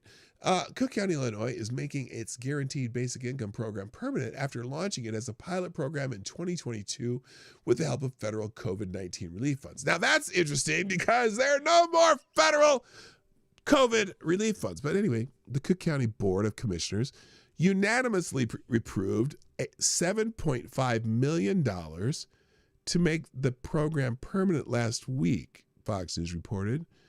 Cook County is the second largest county in the U.S. and includes the city of Chicago. Now that doesn't make sense. Universal basic income, but they're only going to approve $7.5 million? How many people are taking advantage of this, and how long is that going to last? 7 minutes. Okay, here's the quote. Guaranteed basic income programs have become a trend across the U.S. in recent years, with more than 100 pilots launched since 2018. Mayors for Guaranteed Income grew into a coalition of 150 mayors pushing pilot programs, offering low-income participants up to $1,000 a month with no strings attached. According to the report, the group has pushed pilot programs that have been adopted by municipalities across the country. The Cook County program at one point was the largely public-funded program in the U.S., receiving $42 million from the American Rescue Plan Act. The Cook County Promise Guaranteed Income pilot gave monthly payments of $500 to $3,250, or I would say $3,250 households for 2 years with no strings attached, according to the report.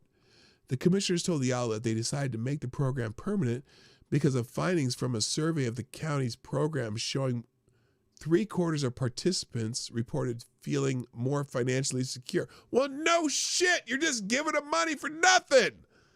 What the fuck? The survey additionally found that 94% of the participants used the money for financial emergencies, and that a majority said the program improved their mental health and lowered stress. What? Surveys participants reported that using the funds mainly for essentials like needs for food, rent, utilities, and transportation per the report. Well, sure, they could buy new cars. They can make a car payment. Illinois Policy Institute, a think tank that tracks public policy in the state, told the outlet that commissioners are committing millions to a failed strategy already shown to leave people with less work experience and lower earnings. That should alarm anyone who wants real long-term progress for the low-income residents. A recent pilot program in northern Illinois, including Cook County, decreased workforce participation and because you don't need the money now because they're just giving it to you, and lower individual income before transfers. If people can get money and don't have to work, they will. They will. Daily Caller, top 5 craziest laws hitting California in 26. Let's just run them down. The fast track caregiver designation. Newsom signed AB 495, the Family Prepared Plan Act by Assemblymember Celeste Rodriguez. The law creates a simplified one-page affidavit allowing parents to designate a short-term caregiver, including non-relatives, if they're detained or deported by U.S. Immigration and Customs Enforcement. The bill notably applies broadly, not just to children of illegal immigrants. Rodriguez told the Daily Caller News Foundation in August the measure educates child care providers to prepare for ICE raids and strengthen tools for families to maintain care arrangements during detention, deportation, or hospitalization. Now, while Newsom's office says the act doesn't really change who can legally become a guardian without a court order, critics argue the affidavit is too easy to misuse. According to paperwork, the affidavit requires only basic child information, a checkbox confirming parent notification attempts, and an ID such as a driver's license, state ID, or consular card. Republican lawmakers warned it could create unintended consequences for sex traffickers who could easily exploit. Look, they made it so easy that anyone can claim that they're there to pick up Johnny, and it may not be Johnny's parent. They made it ridiculously easy, and they're going to find out sometime soon when something tragic happens that they're going to have to change the fucking program. Anyway, they also have a Glock ban, and somehow Glock or Glock-like gun ban. There's going to run into Second Amendment issues with that. They also have another law, that requires K-12 schools and colleges to send out alerts anytime ICE is confirmed on the campus. This will include when it happened, where it happened, and links to Know Your Rights resources. Every district will now have to build these procedures into the school safety plan by March 2026. So they're basically, they have a snitch hotline at every school. They also are building a reparations eligibility system. The state, let's see. The measure will direct the California State University system to develop a formal process for verifying whether someone is a descendant of enslaved African Americans. The state plans to give CSU up to $6 million to build out the research standards and documentation needed to prove lineage, everything from genealogical tracing to how records should be evaluated when documentation is complete. But I think the governor vetoed the actual reparations part of that, so I'm not sure why they're building out the infrastructure for it. And then finally, the dumbest, well, not the dumbest of the dumb, but it's surely up there. The seatbelt fit test for teens. If you get caught driving a teen around that doesn't fit the seatbelt fit test monitor, Karens, you could be arrested and or have your kids taken away. The AB 435, introduced by Congressman Lori Wilson, began as an effort to keep smaller teens out of the front seat and in booster seats. Smaller teens in booster seats. Oh, yeah, for fuck's sake is right. After internal Democratic pushback, the bill was rewritten to update how police assess whether a child can safely use a seatbelt. California already requires booster seats until age 8 or until a child reaches 4 feet 9 inches tall. Under the new adjustment of police standards, kids 8 to 16 will need to pass a 5-step seatbelt fit test, like checking posture, knee bend, shoulder belt placement, lap belt position, and whether the child can stay seated correctly for the entire ride. If the child fails the test and doesn't meet the state requirements, drivers face a $490 fine and a ticket. So if you have a 13-year-old who's borderline 4'9", you better get that seatbelt test done. And then you better have a booster seat for that kid who's going to be like, Mom, I'm fucking 13 years old. I'm not sitting in a fucking booster seat. And then you're going to get fined $490. So there you go. Lucky you. Legal insurrection. Greta Thunberg, Extinction Rebellion, is going to pollute the Venice's iconic canals with green dye. Venice has temporarily banned Thunberg after this inane stunt. So, this is an illegal insurrection. It says, last time we reported on climate cultist Greta Thunberg, the Israel Defense Forces had intercepted her Hamas-supporting flotilla as it tried to breach Israeli waters.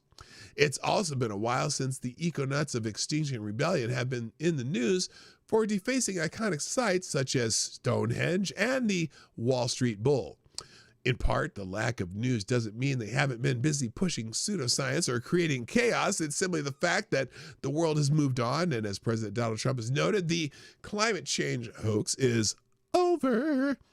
But this week, desperate in a bid to make headlines and retain relevancy, Thunberg teamed up with the lunatics of Extinction Rebellion for a boat-related stunt that defaced one of the most famous bodies of water, the canals of Venice.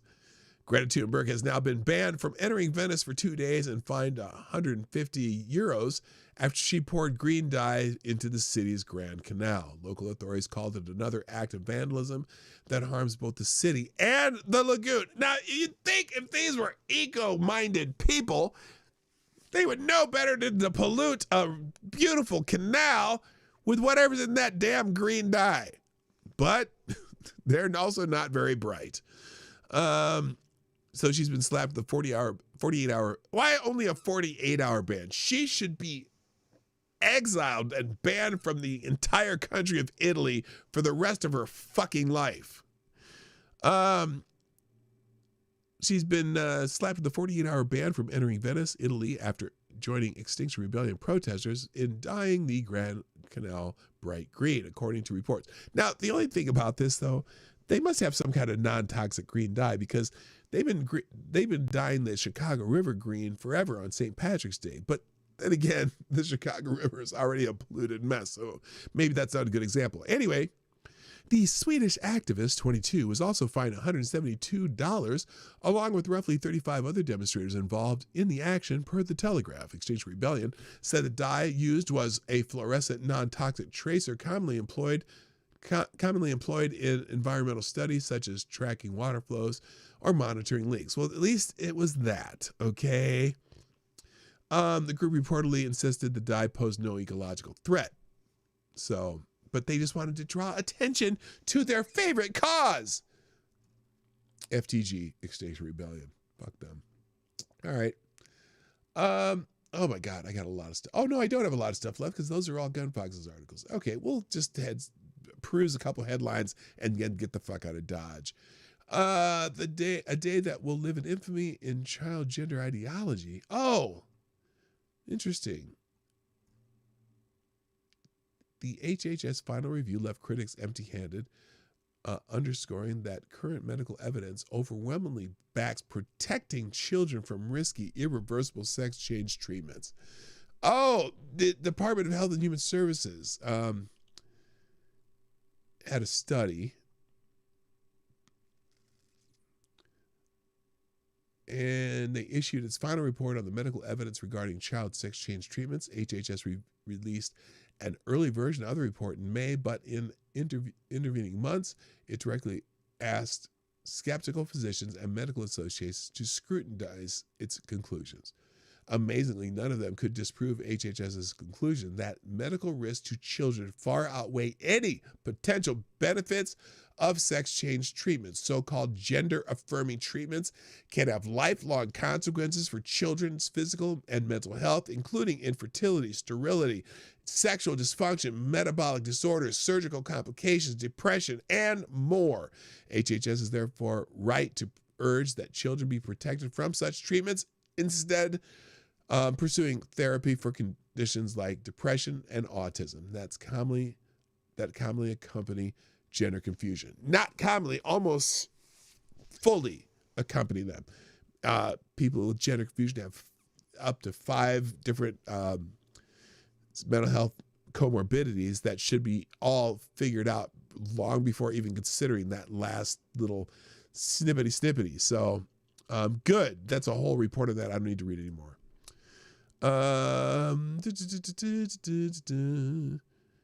Saving Thanksgiving socialism, a reflection on the only reason we get to celebrate Thanksgiving. Oh, I wonder if they're talking about, I don't know what they're talking about here. You know what? We'll skip that. And then, by the way, 5 years later, Rush Limbaugh's final rendition of The True Story of Thanksgiving. If you want to listen to that, it'll be in this article. It's a great story. I was going to do it the other day, but it's 8 minutes long. Maybe do something separate like that. And then these are all articles about the first Thanksgiving, and this is one that the real first Thanksgiving happened in Virginia 2 years before the Pilgrims. The rounding out articles that I have open are all about Thanksgiving, so I'm going to skip all of those. And on that note, ladies and gentlemen, I must thank you for being here today. I know it's being the day after Thanksgiving. You never know. Stop. Hold on. Let me right a wrong here. There's several other people who have shared the stream, and I want to thank you too, including Mike Savage with our Let Us Go, which is daily. We've got K. Shull, who's retweeted the show, who hadn't been here before, and TC. Thank you for sharing the show. Are you here somewhere? I haven't seen you in the chat. TC, are you here? Please say hi. TC, are you here? Are you? If you're not here, that's cool. All right. Was TC ever here today? I didn't see TC in the chat. Anyway, that's it today for the show. I'm going to drop these links any second now, as soon as this thing works. Don't hit the one tab link. Does anyone ever go to the one tab link? I might do this just for shits and grins, or do people actually go to the links that are either in the chat or in the description? Do you ever look stuff up? I don't know, man. Or dry today, no moist tree rats. Yeah, no moisture detected. I got you. All right. Well, that's cool. Well, I'm still going to put them in the links in the chat and in the description, because that's what I do. So here are today's, damn it, my fat fingers, links. Bam! There you go. Oh, I have to hit that there. There you go. There's today's links. If you are interested, I'll pin them to the top. I'm going to start doing that from now on. And I hope you enjoyed the show. I got to go. Thanks. My name is Dawg Knight, and I am out of here. See you Monday.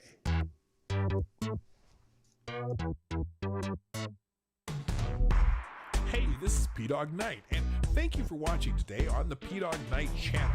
If you have an observation or remark you'd like to make about this video or my channel, I absolutely welcome you to write it in the comments section down below. I really look forward to hearing from you. And before you go, if you like what you saw but you're not already subscribed, please make sure you hit the subscribe button and definitely click that bell that pops up afterward so you'll be notified when I post new videos or when we go live.